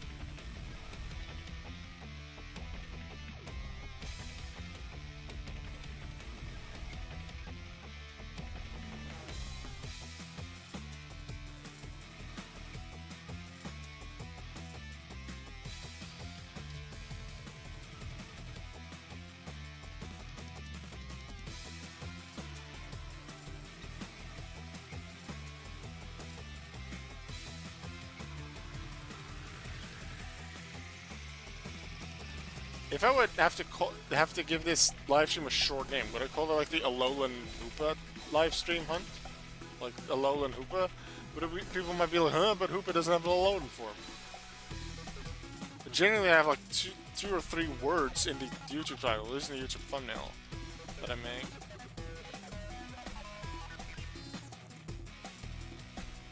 Why does it take so long to change the name of a Pokemon? Because the name has to be verified. Sometimes it takes 20 seconds, sometimes it might take an hour. Usually for me it takes a few minutes. But it has to be verified, and I don't know how big the team is that does verifications. But maybe they're asleep, or they're at least not behind their computer.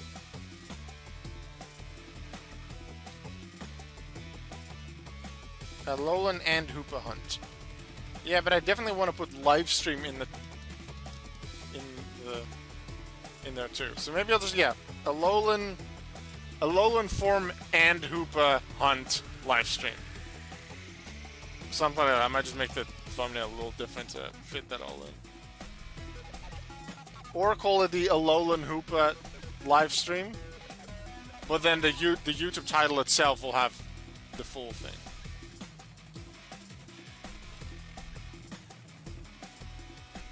I'm gonna assume, Pekka, that whatever your surprise is requires a nickname. So you're waiting for the verification for the nickname to be applied. Oh, it's done? Ooh, fancy. Alright, I'll take a look in just a second. Assuming still it's something like a trade.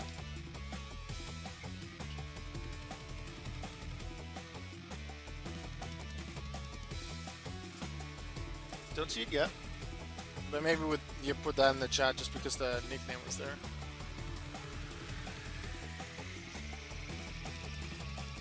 Come on, Hoopa, where you at? We have some hype music, some energetic music. Where you at?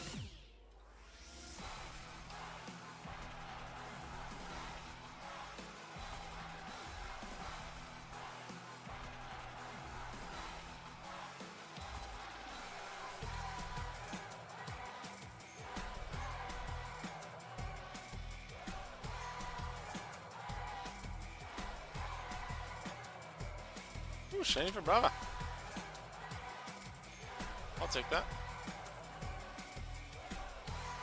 Surf. And a surf. And a surf. And Ultra Ball. Do I have a shiny Flygon? I do. I already had a shiny for Brava. So I will... Can this evolve? Nope. So then this one will go on Pokemon. If you want a shiny for Brava that I caught during the stream, it's on Pokemon for 25,000.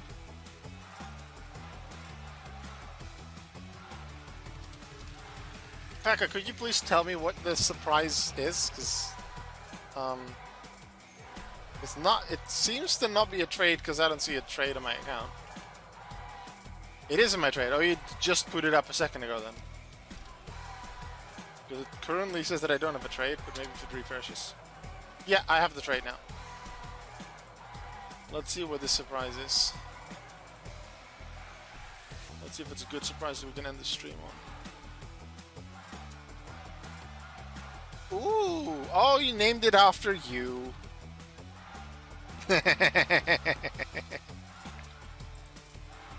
It's a Hoopa. Oh, I wonder if I have a Hoopa. Oh no, it seems I do not. Wow, I did not know that. Thanks a lot. That's very nice.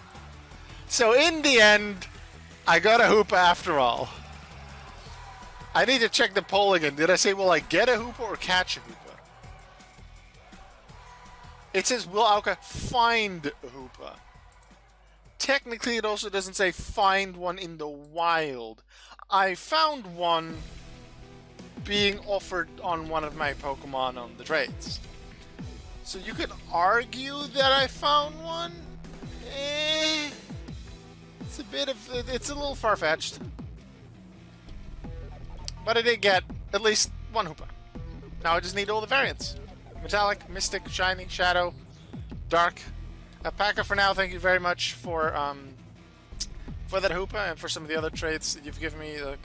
Purple Cat that gave me a couple of trades as well today. Purple Cat, thank you for the subscription and for the gift subs. I believe you give 2 gift subs as well. That's appreciated. Obito Green, who was here early on with a 13th month sub, which is awesome. Just to think that someone's been subbed for over a year to me already. That's crazy. And then I think they gave 7 gift subs as well. That's really generous. I really appreciate that. I would never ask someone like, please give me subs. Like, yeah, sure, I like money. I will admit, I like getting money. And it is, if I do most of these shit for enjoyment, but I also try to earn some money with it. But Twitch isn't a, oh, you just get this amount of money per month or per stream. It's all dependent on the generosity of viewers. So any kind of subscription or big donation or donation through like the donation link that I have below my stream, like any kind of thing like that, I'm just super thankful for. So thank you, Purple Cat. Thank you, Obito Green, for the generosity, for the money, for like the donations. The subs. But everyone else, please don't feel pressured that you have to do this for me to appreciate you. Just you viewing. I love chatting, I love interacting with people, but even if you just view and you don't chat, I appreciate you as well, just enjoying my content. I want to do this because I enjoy it. I want to do this because I want to share my knowledge with people, share the fun that I have in games with other people. And through my videos, through my streams, that is something that I can do. And that is part of the reason why I enjoy creating content online. Let's see. God bless you, mate. I'm gonna go study now. Take care. Thanks for the stream. Keep it up. Good streams. Always thanks for this up too. Yep. Yeah, this seems like a good moment to end the stream. So thank you very much, everyone, for watching. We've been going for almost 4 hours, which is awesome. Catching a good amount of Pokemon completed. Both the Rattata and Diglett Alolan lines. God, I think it was a shiny Meowth Alolan. Hunted for Hoopa for a while. Unfortunately, didn't find one. Maybe I'll find one in the future.